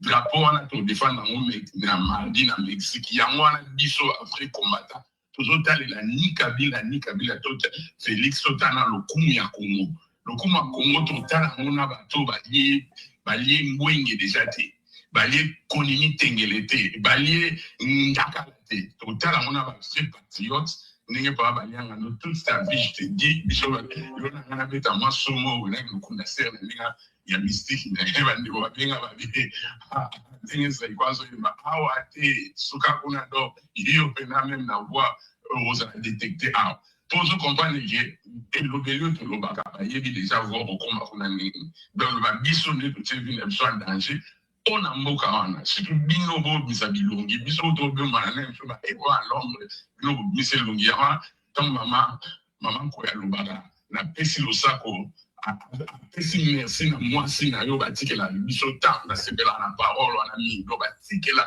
biso pena liberté na yo o ezalem so en péril puisque tu peux être là combattre on so ba sala lié qui côté na lobby afinga santé mais yo tira la droit ni biso na cheno tikala papa samela bona biso maman ko iba koko o wana ya kongwa kala mabito gagner to kini coupe du monde le drapeau comme au matin lumumba on termine beaucoup merci merci na santo comme un peu côté au salinga signe to comme to monana merci à toi na mona qui allait bolonjo to mona de kuto zande kona biso Raphaël bonjour Raphaël fongola micro Raphaël na mona li kondi mona munga za to Raphaël na aume to na nini bless venu kuta kiti Raphaël bonjour na TikTok Raphaël bonjour to za koloba ni Félix ni Kabila bazali la possibilité ya ko résoudre makambo Congo parce que ba mbale bazali solution et puis Hollande avant les États-Unis to dans chaque fois na luka mona cha vidéo ngo to ta ko permettre biso balobi problème ezali pour Félix problème ezali Kabila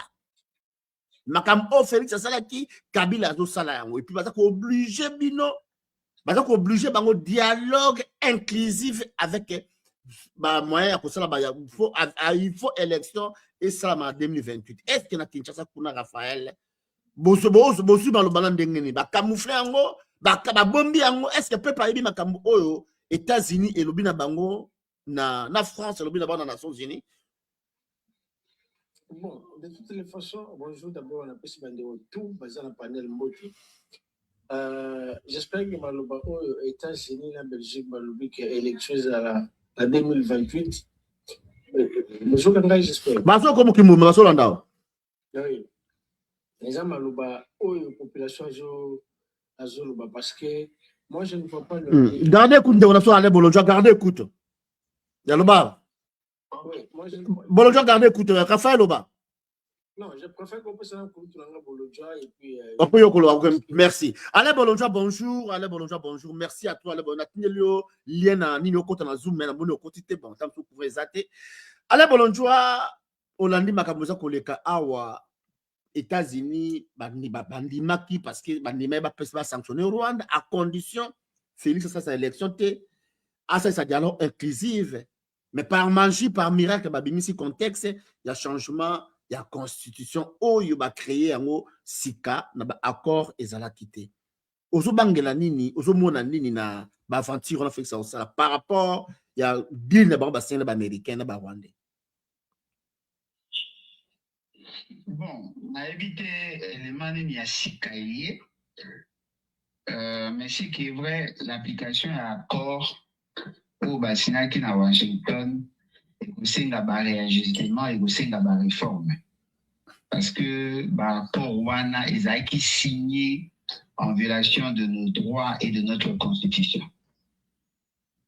Moi, tant que là pour insister sur la souveraineté, et là qui justement pour la alerter public.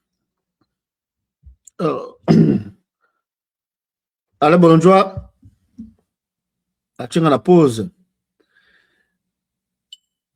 Kure kei bendeni. Bonjour na bochenga la pause. Allez bonjour chenga la pause neni.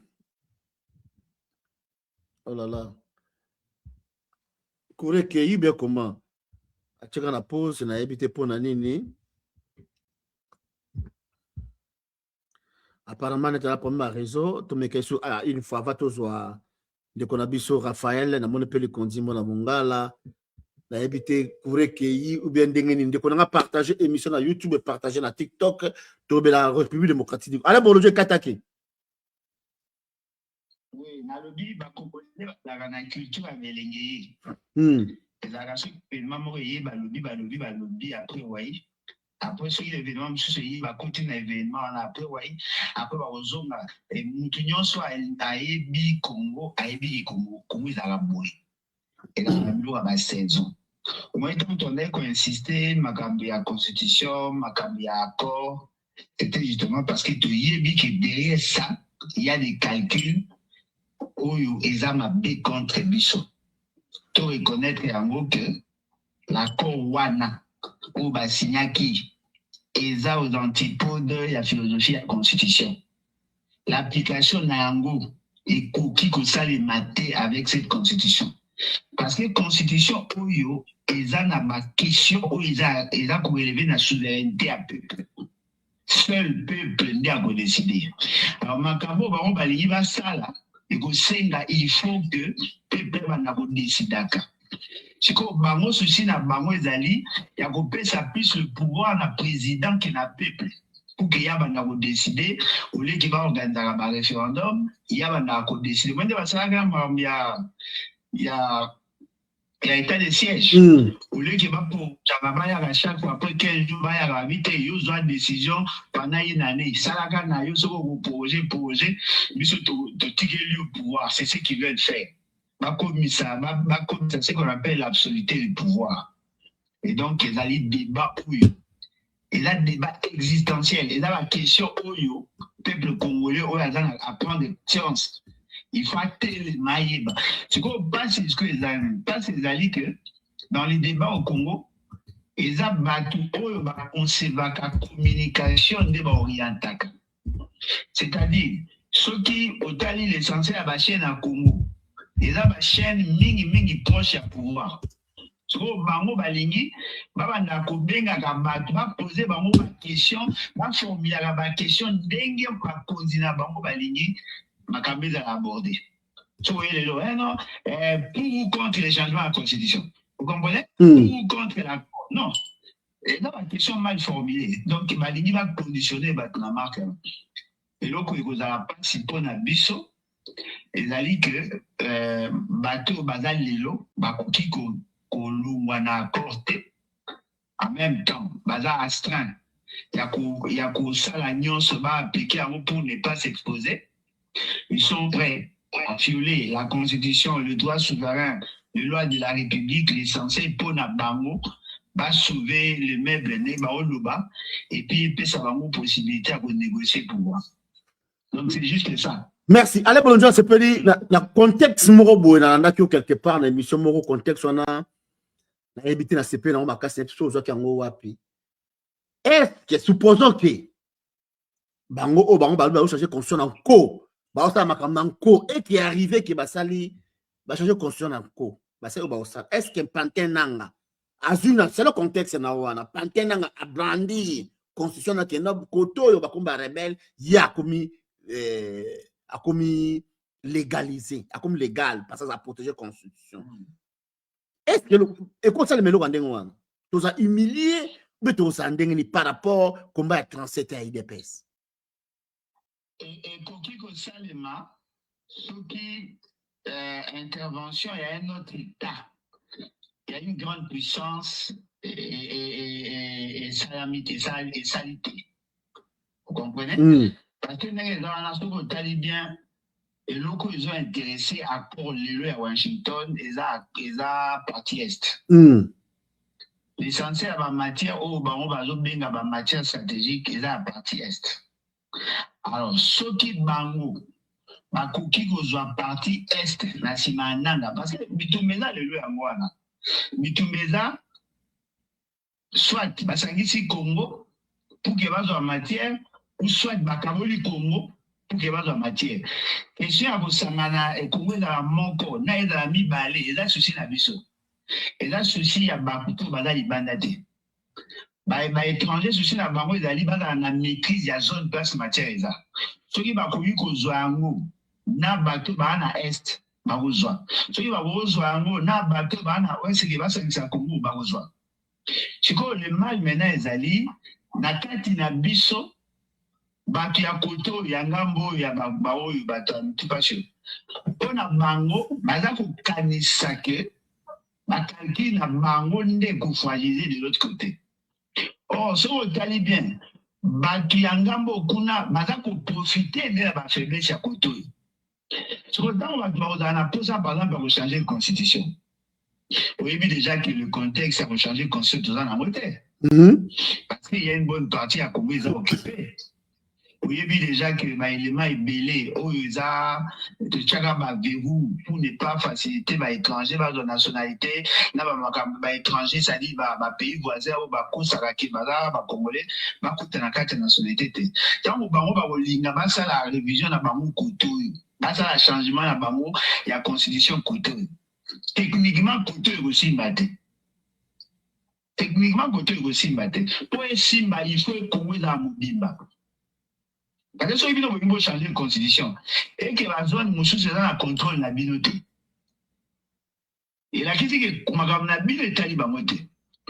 Or, ceux qui ont sali la force, parce qu'ils n'auront rien à gagner, ce qui fait c'est qu'il a changé la constitution sans Bango. Ceux qui ont changé la constitution sans Bango, Bango va vous dire qu'il y a la constitution wana. Bango dit qu'il y a la constitution. Ceux qui ont la constitution wana, vous considérez Batu Yangambo le quoi va marcher contre l'ordre constitutionnel, contre l'ordre politique. En ce moment-là, Bango, Bakozo Astiche, Bakozo Alibi, voilà, le quoi va s'allier constitution à Bango, Batika Laguna, Biso Koto Tikali. Bako continuer la constitution en APT. Bako changer PANGO. Pour passer à l'État moussous autonome. Là, maintenant, ça va compliquer encore davantage la situation. Alors, et là, simple. Pour nous comprendre les enjeux. Parce que moi, le quoi va tout quoi nanda.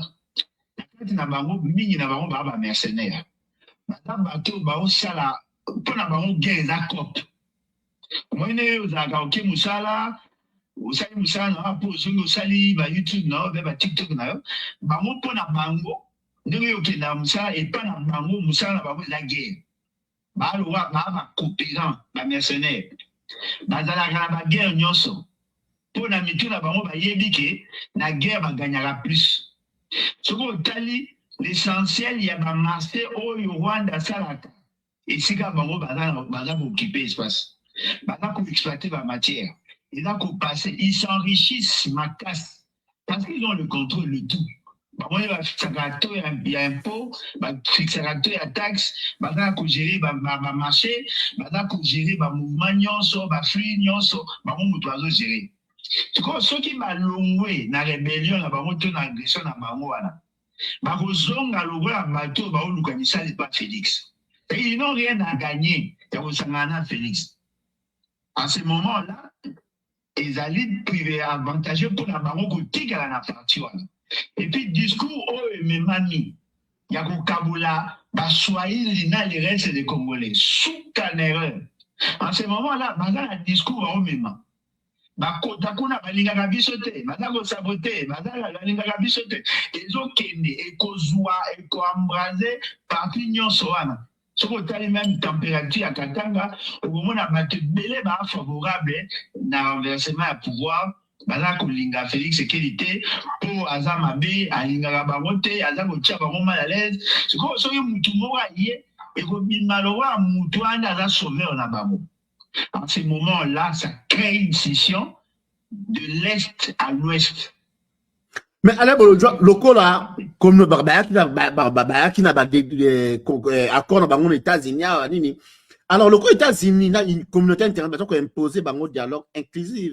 Il a imposé un marque, ça va toucher la constitution, il a une élection en 2028. Est-ce que c'est possible de faire 0% avec la fanatique qui est sur l'ordre de la communauté internationale ou bien parce qu'il y a un ou bien après commenter mon discours il y a politique sur la soudanisation.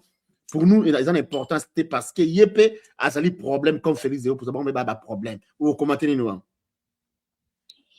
Bon, il y a possibilité d'organiser les élections en 2028. Il y a des préalables. Les préalables, c'est belé. Il faudrait d'abord qu'il y ait la paix. Parce que si dans la situation en guerre, l'élection est ça le matin.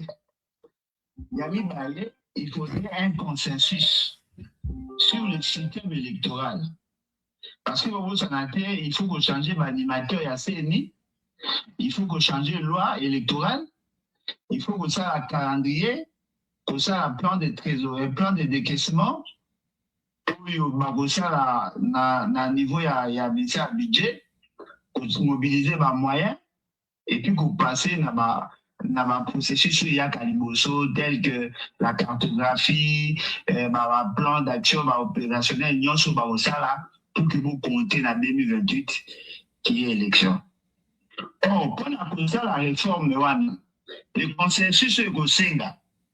Et vous bimara ceux qui m'a congolais ou ils sont intéressés dans ma question à ma fandi va sololi. Je crois que c'est ça en fait l'idée. Il y a Kala, où les a développés par l'opposition, où il y a fallu, où il y a la réforme institutionnelle pour nous salaire. Sortie de crise. Maintenant, ça devient et commis une conditionnalité première pour nous salaire. Mais dialogue, on va gagner au salaire par rapport à ma situation sécuritaire et autres. Ces dialogues-là, pour nous, les lots, et que la peine dans le sens militaire. Parce que l'État congolais a eu déjà un engagement en international par rapport à cette question. Donc, il va peut-être qu'à sauver le meuble, pour faciliter le dialogue, ce qui vous a pour le dialogue, il y a instituer une sorte de transition pour que l'Union soit dans la possibilité, il y a participer à la gouvernance. Et là, vous allez un peu compliqué. Mais pour qu'il y ait élection, ma prière est belle. Alors, pour poser une question sur la sortie, sur la déclaration à Kabila, parce que lui, c'est le problème, c'est lui l'auteur, il y a un monstre, et puis il y a le sous qu'on peut s'appeler le Congolais laissant, et pourtant, avec une opportunité, il y a stopper ma camota pour qu'il y ait une élection. Pour qu'on peut se conseil dans le peuple congolais comme soudanisation, momo boy, au Congolais, besoin de choses nouveaux, et pourtant, c'est lui l'auteur, il y a cette crime autour de vivre les lots. Oui, ma problème, Oyo Kabila a soulevé na discours, il y a un problème à chaque jour. Bien sûr. Et ça, les cas que, tant il y a le Béliango, et que le corps va éviter qu'ils aient capable de détruire Makambo et ya Salaki, Batouanandi va comme agiter. Ce qui est vrai. Mission nous avons confité le tribalisme. Et là, nous avons le chaque jour. Nous avons le Makambo, la mauvaise gouvernance, la discrimination, nous avons ça. Nous avons la légèreté par rapport à la question sécuritaire et autres. Nous avons la tâtonnement en termes de accord, nous avons le donc, et puis même soudanisation, mais peut-être que tu utilises le concept de soudanisation.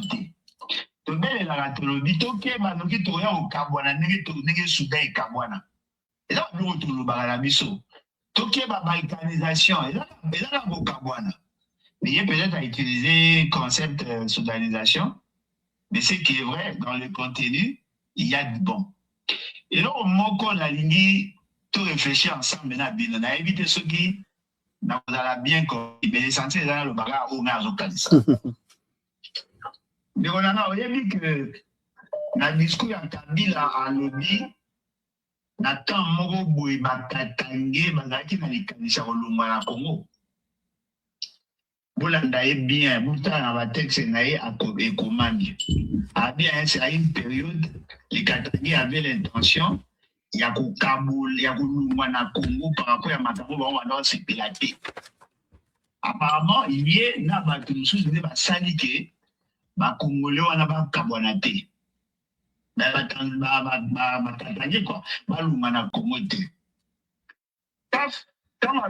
a parlé ici, mouvement est là, Katana Mikolo.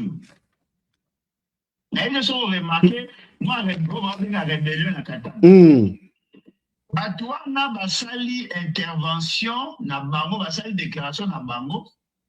Biso ba otoyebi que chaque fois ceux qui na Katana mouvement militaire et salami, bazana na souci à kokabwana na Congo. Mais ce qui est surprenant, cette fois-ci, mouvement et un poste à défendre l'unité nationale. Ce qu'on a jamais posé une question, est-ce que ça coïncide tous les années? Parce que Kabila a fait une déclaration et qui est totalement la logique de Batouane. C'est-à-dire que pour naïe Kabila, on a posé ça comme un manco, mais à balayer le régime. En même temps, Batouane a obligé de manquer. Bango pe likanisa bango ezali kometika la moko mais ba balayer régime oyo. Ce qu'on a dit déclaration à bango na Kabila, il y a beaucoup de similitudes. Alors la grande question, est-ce que ma groupe armés ou Anna, ils ont ceci, il y a côté pression pour faire fléchir Félix Tshisekedi pour venir dans l'organisation à solo. Ce qui est dit pour faire fléchir Félix Tshisekedi.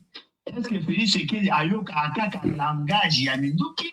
Toi, tu as eu un bateau, tu as conscient, tu as eu un solo. Parce que nous sommes toujours des millions. Nous sommes tous Congo. Alingi Asili sa problème à Congo. La personne qui a la paix aujourd'hui, c'est Félix Tshisekedi. Mais Aboy complètement contraité Maramba Congo. Ceci n'a yé, à autant intérêt n'a yé, n'a famille n'a yé. Tous les restes, ils s'en foutent.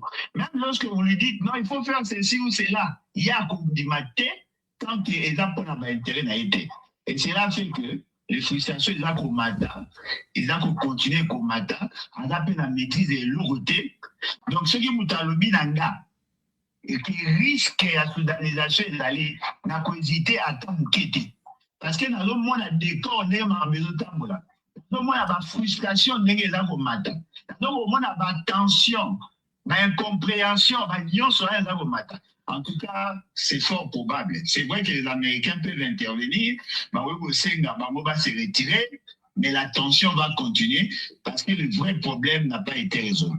Merci Alain Bolonjoa, merci Alain Bolonjoa. Alain Bolonjoa, tout le monde, membre ici, des peuples congolais na balabala, mais mouvement na yo besoin qu'on région de bangote pour bloquer Félix. Pour ça, qu'est-ce qu'il y a? Pour ça, on a beaucoup sanganate pour bloquer Félix pour le changement de la constitution. Peuple na balabala, bakangé, il va joko banane et tout, mais tout le monde na balabala, Alain Bolonjoa, qu'est-ce qu'il y a?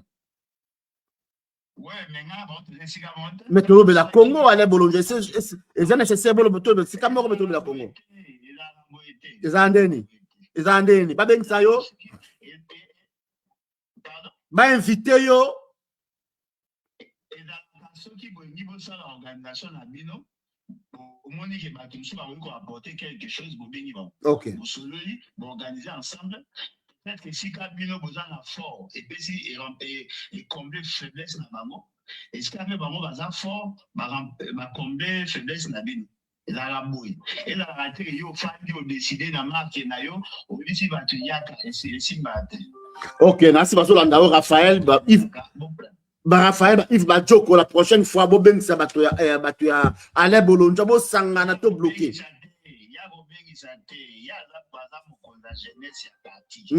Il faudrait que mon candidat ait à partir ce qu'a monique batu ba qui koya ko contribuer à voir ça va voilà bande ko boya tout fanda tout solo là tout yeba ko sangisa makasi na biso poto bundansa. OK. Batu ba oya.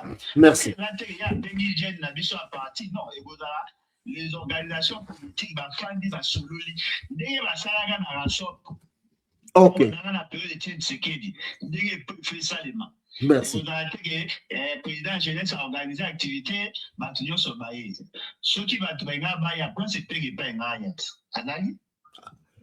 Bon, on a habité à mon avis, mais mon gars, ça nous faut pas congolais surtout, hein.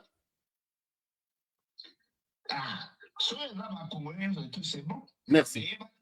Organiser l'activité politique, il faut que ma leader parti va s'engager. Parce que mon information, on a stratégie à regrouper ça. Merci. C'est pas comme ça. Merci. Merci Alain Bolonjoa, merci Raphaël. Commentaire nous en wana bakamoto toujours comme mboka na biso parce que kuna YouTube comme dans la 1h36 tout 4 émissions. Raphaël Olobini ni kuna na TikTok. La Marie garde écoute, la Marie garde écoute.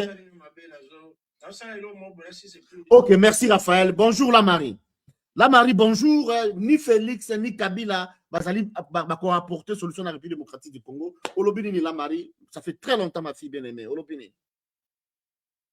Plus longtemps. Bonsoir.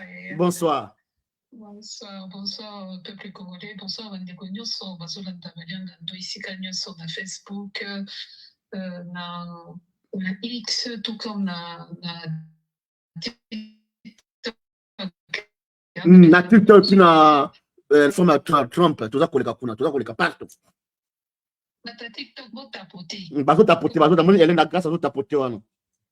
Elle est la grâce de tapoter penza. Elle est la grâce, ça fait longtemps. Ok, la personne de connaître son bout, non, tu quand des problèmes sur boulot, tu vois, on a quoi qui maman koi.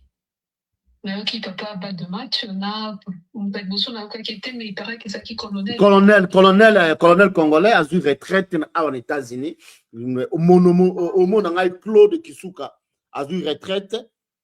Alors, avec mon mec commis à l'obéla Marambo Kasiko. Ah, d'accord. Et alors, comment le Bélambo a quand comme il est mais tant on a un service au Bélambo Katé jamais. Tu vas permis à l'obéla passer à qui retraite. Tant on a un service au Bélambo, au Bélambo me soutient jamais. Non, ça trop jeune, mais bon, après 20 ans de service, il faut. Retraite jeune, après 20 ans de service, oui. Non, service, service, 65 ans. Mais dans l'armée, soit servi pendant 20 ans. Il faut que.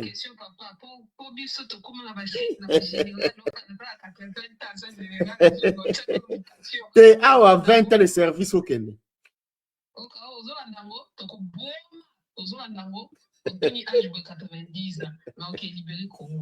Bon, c'est un problème, c'est entre parenthèses. En tout cas, courage, na papa colonel Nabiso. Tozo la penza batoko bino boya po sangisa mayele po tobundela mboka na biso. Voilà. Bon, papa, omoni makamto loba awa. Normalement, c'est parce que peuple est faible. Ozomona. Ndito lobela taba komona ba yeba kanambe wana. Na minute to ba vanda te to sali penza émission ya kolobela mboa lokola kanambe parce que c'est ce qu'il mérite, papa. Ozomona. Oyebi nazalaka na kanda moko soki noki mona mobali wana na kati ya Congo azozwa pe maloba azoloba pe na peuple yango congolais ayaki awa na vesto zakaya defisaka etala maboko milai moi Hippolyte Kanambe Karemberebe yo Kabila yo soudanisation ozoloba non on a quand même mo le psima esprit mo ba nilotiki ozo comprendre soudanisation ya mboka tata na yo te mama na yo. Nous sommes comme Félix ne va commisser biso ya. Vous comprenez? Donc, le discours à Zolobana, c'est quoi? Ndio biso ndio ilubama kati. Chaque jour. Yo sur mona. C'est quoi? Tant papa yo nani Kabila normalement na mboko ils a déjà développé hein. Et à mon tour il faut kangai. Moi tant utilo bazalaka outrage chef de l'État. Outrage chef de l'État.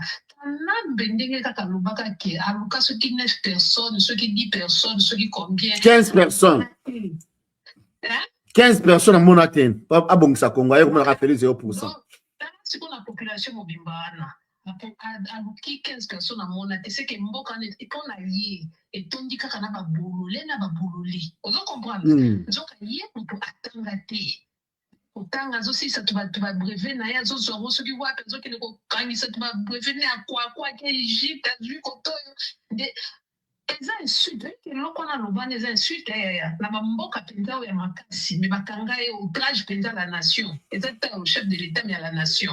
Comment yo président Mobimba ok ko ba kino 15 personnes au monaté on sala nyoso comme ça ba congolais yo moko na no Rwanda o sala makasi et on comme congolais mais tisiko Kanambe, yo kakate. Yo donc France on a Mobutu wana lobaki le Congo restera indivisible yo kamote. Yo monyango yo kanti ke Congo za Soudan. Bon mais quand ba blaga na bozo sala na yo na chilombo na zoba nanga. Bon moi ndenge peut-être na telemela bino. Bon comment ndenge peuple wana donc il y a tout 20 pays à penza quand pourquoi la Kanambe to comment calculer pe nini. Et ça na sens parce que mutu achaki mabe oyo azomona Kabila lelo semblant Là, on a ça, là, Canada, couple beaucoup diabolique, moi si, hypocrite, mobile, hypocrite. Yet, Nambe wana. Namabeli n'a pas le Félix. Soki qui zengi ananga loba ki yenda sala monstre. Siko Kanambe, asala nani? Asala na o asala monstre. Donc yenda donc ya sala na ebite, ya sala donc ozali sipenza na ya nanga, na ya Kabila, na ya Félix ezaye riye nani. Ya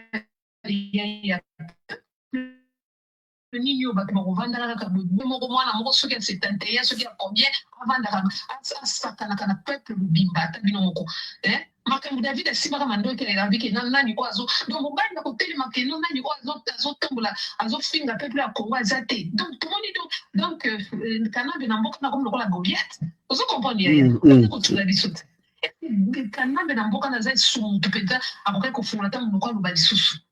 Est-ce que tu crois que yo kanisusu yo président Mobimba okei otiki oye on sauve le Congo siko ngana tuna kazoba Kanambe oko sauver Congo na maboko ya nani po yo ndo tia Chilombo wana bizengi nde ba oyo ba ekolanda pe Chilombo na osipala na Kanambe kote moko yaya oyi majina bato bando saleka oyi Hippolyte Kanambe azaboye bona bo Nicolas Kanambe olingi olia mbongo na ekomi pesa position yo ko matindi bazima baronyo so ki kusovo Congo ozo comprendre makambo sisa ko dia kama wa Kanambe be kotozo finga ye kotozo liambo na ye Kanambe linga ngo disusu talingi la kisa pesa position ozo liambo na ngai lobela penga bolamu na micho bato ba batoza na ngando akombana comme que non celui qui est contre nous.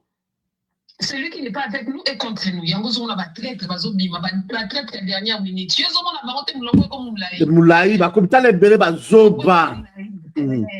Na commencé à ba Olive Lembe pardon, ba komi ko loba kenon Kanambe bazane congolais, bona boyebe basili sa ba Congo nyonso kotanga ba tuko ka ba Kanambe boma. Nga kutu na bi ba Congo te so na banja biso na comme ça dit c'était. Mais ba ba komati na samelelo Kanambe aza congolais. Tala idiotie à peuple congolais place la lac.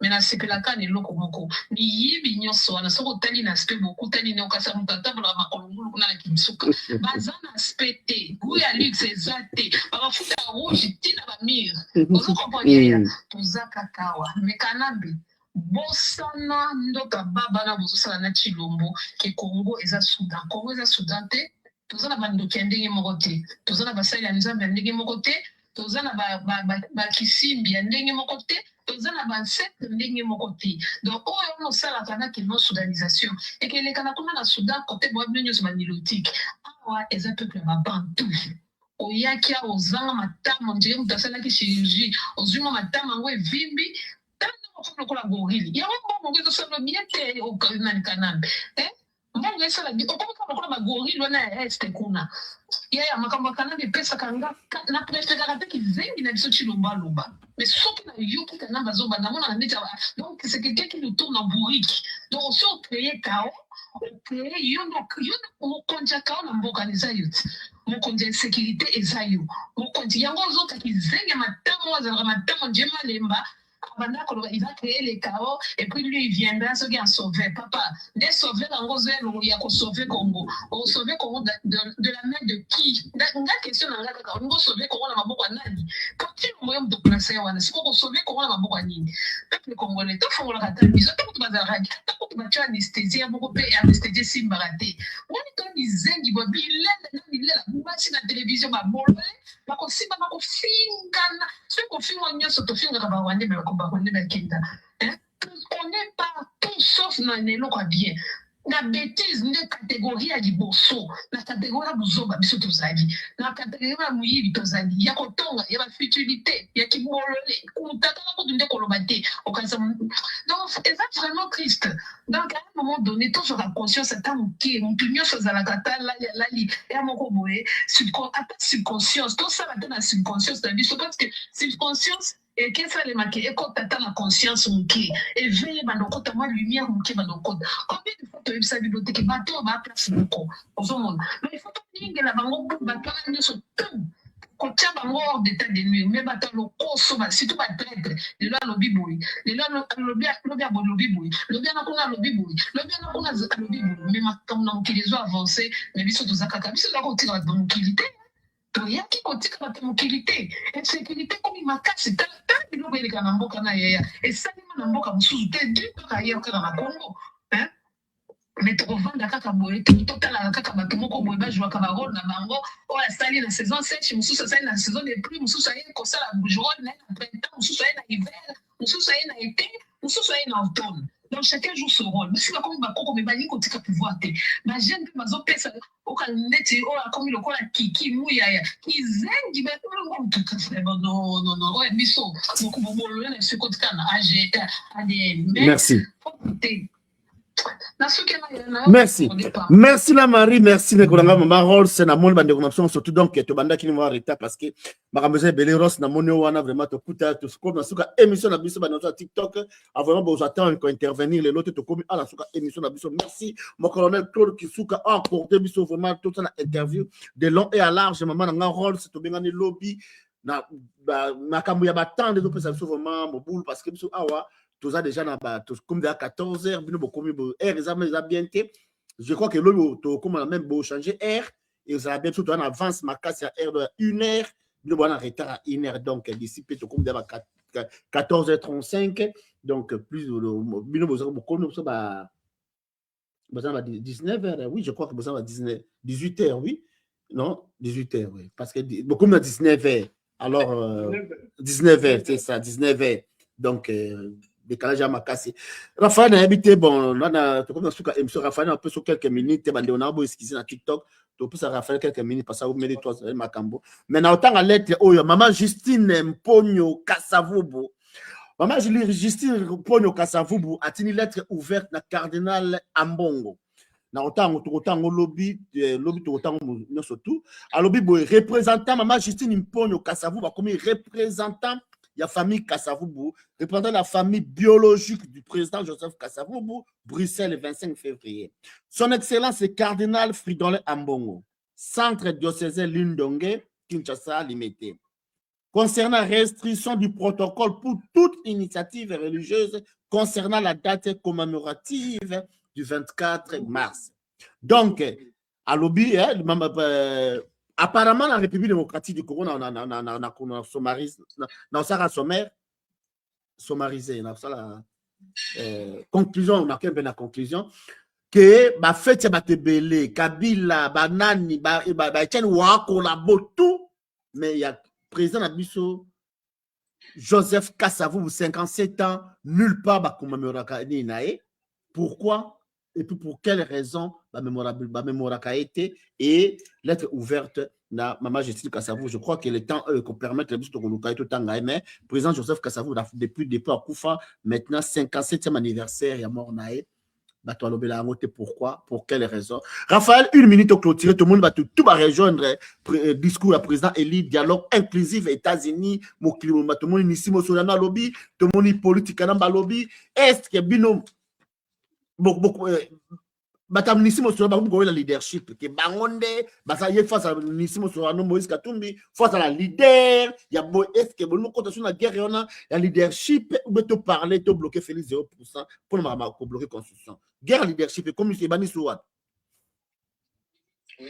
papa Bali Ngando madame leadership ce n'est plus le moment de leadership parce que les pays traversent une situation qui de l'autre côté, nous Soudan, de l'autre côté, nous balkanisation. Donc, la leadership. J'espère qu'Azali, une personne Azali dans démarche, soit il y a des gens qui ont balkanisation. Parce que nous avons appelé ça la leadership, et pas opposant à leader, c'est le peuple. Donc, il y a la réponse. Oui, très bien, le peuple se trouve. Oui, très bien. Donc, aujourd'hui, la population se trouve derrière le président élu Martin Fayou. Waneza et le toute la tour alors, concernant la soudanisation, moi je pense que soudanisation et au Kabila lobby ezali ndenge moko na ndenge biso to la balkanisation du fait les mois nuance ça y a différence il y avait des concepts one exact que balkanisation ezali bozali kobunda po bokabola mboka na biteni mibale. Sudanisation elingi kolakisa keno mboka ekokabwanaka biteni me ata ekabwani biteni bitumba ekosila te, bakrise mpe ekosila te, ekozala kaka permanente plutôt. Pourquoi balkanisation? Pourquoi sudanisation? Aujourd'hui, nous sommes dans la démarche ya koluka kimia otobengi cohésion nationale ou bien dialogue entre les Congolais. Au moment où les dirigeants de Kinshasa savent que nous bango bazana posa ya changer constitution. Est-ce que urgence pour mboka na biso lelo ezali unité nationale ou bien urgence ezali changement de constitution? Vous comprenez directement que ceux qui dirigent, quand même que l'opposant va proposer bango pewana, mais bango va dire pewana te, va dire ba mais la plus qu'au gangsterisme, bolinga te, biso to changer constitution. Nanko. Prévenir au moins même ba milibiso to zaki na balabala non pour dire que na reprendre ba na ngasani pour dire ya ba congolais que non au changement de la constitution. Au moins la force du progrès ba la teni ba kangi biso. Force du progrès, on a tenu à la police, en face, on a mis à la police, or que les milices, il y a force du progrès, on a tenu à la société. Mais allez, Bolonja, vous informer, comment vous avez décidé, pourquoi vous avez informé d'autres partis politiques qui bossent ensemble, comme c'est Sanga, Batu Ale Bolonjoa, Batu Nissimo Solano, Moïse Katumbi, Batu Hippolyte Kala, mais pourquoi vous allez Batu Belete ensemble, pour du progrès hors de mon nuit? Bon, en fait, moi, l'initiative politique, tout ça en politique, c'est un acteur politique, beaucoup de choses, na balabala boitete. La politique, tout ça, les alliances. Les alliances signifient que vous décidez, cause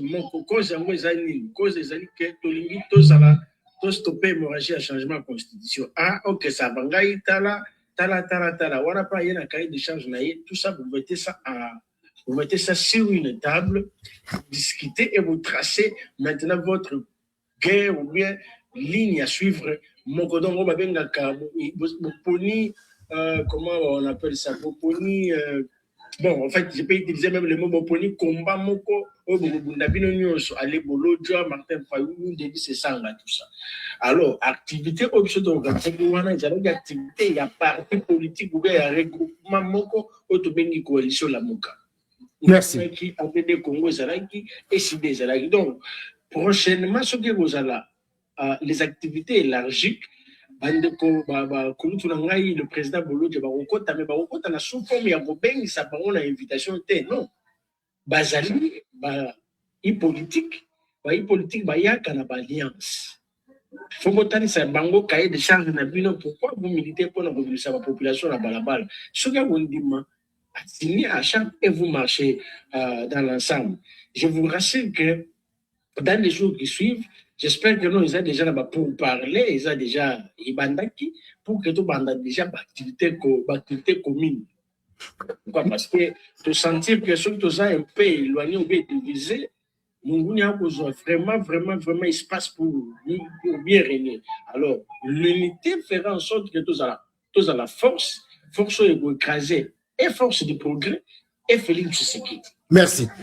Merci. Nous cherchons maintenant. Merci.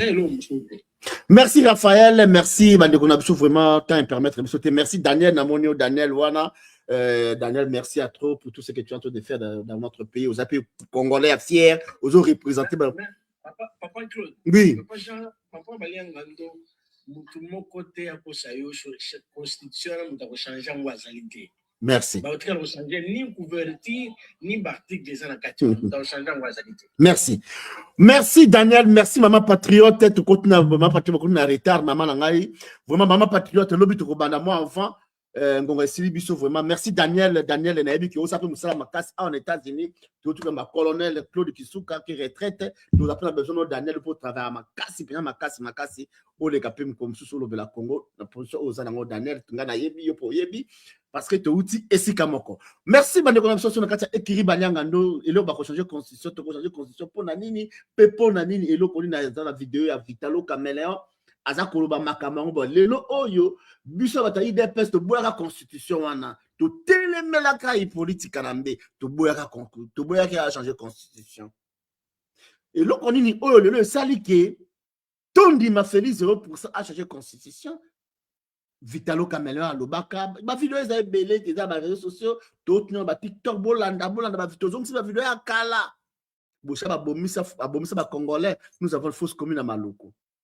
Et alors, il on a échangé le lot que ton dit ma constitution ne change jamais. Vous expliquez biso, mais toyebi, vous comptez bien, vous comptez la mindele, vous comptez la américain, vous comptez la français, vous comptez la bateau, vous comptez la bino constitution qu'on change métier. Donc, la région des peuples congolais, mais tandis que biso va autour d'une manière ou d'une autre, tout en laissant ya ko recevoir tes pas politiques anambé, ni na ba fanatique naie. Et surtout, jamais ça. Comme je n'oublierai jamais l'accueil que la ville de Bukavu. Je suis sûr que mon défunt père, là où il est, lui qui n'a jamais eu ce privilège-là d'être reçu comme ça ici à Bukavu, il doit être fier de moi et c'est grâce à lui. Par rapport à cette alliance que nous avons scellée avec mon beau-frère, je veux vous prendre à témoin de ce que je veux dire. Pour que si jamais demain je transforme mes propos, que vous soyez les premiers à me maudire s'il le faut.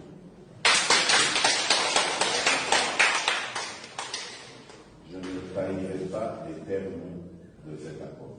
Je suis avec lui et vous allez le voir dans tout ce que je vais faire. Je vais toujours être avec lui. Je ne le trahirai jamais. Si après le 23, il y a quelque chose qui arrive qui ne soit pas prévu dans ce que nous, on a prévu, lui et moi, on se concertera toujours et je ferai tout pour qu'on ait la même position. S'il n'est pas d'accord, je n'avance pas. S'il est d'accord, j'avance. Mais on va le faire toujours. Amen. Donc ça, vraiment, je vous le dis parce que je veux que vous soyez nos témoins aussi. Donc cet accord, c'est pour vous aussi. Nous l'avons fait pour qu'on soit d'accord. Donc les prochaines étapes, nous irons au Kassai. Je vais aussi expliquer aux Bakaléens de là-bas que désormais, Vital Kamerhe et son UNC marchent à côté de l'UDPS. Nous avons les destins liés. Voilà. Donc, c'est ce que je tenais à dire. Je vois que même on enregistre, c'est bien. Parce que ça, au moins, ça va rester.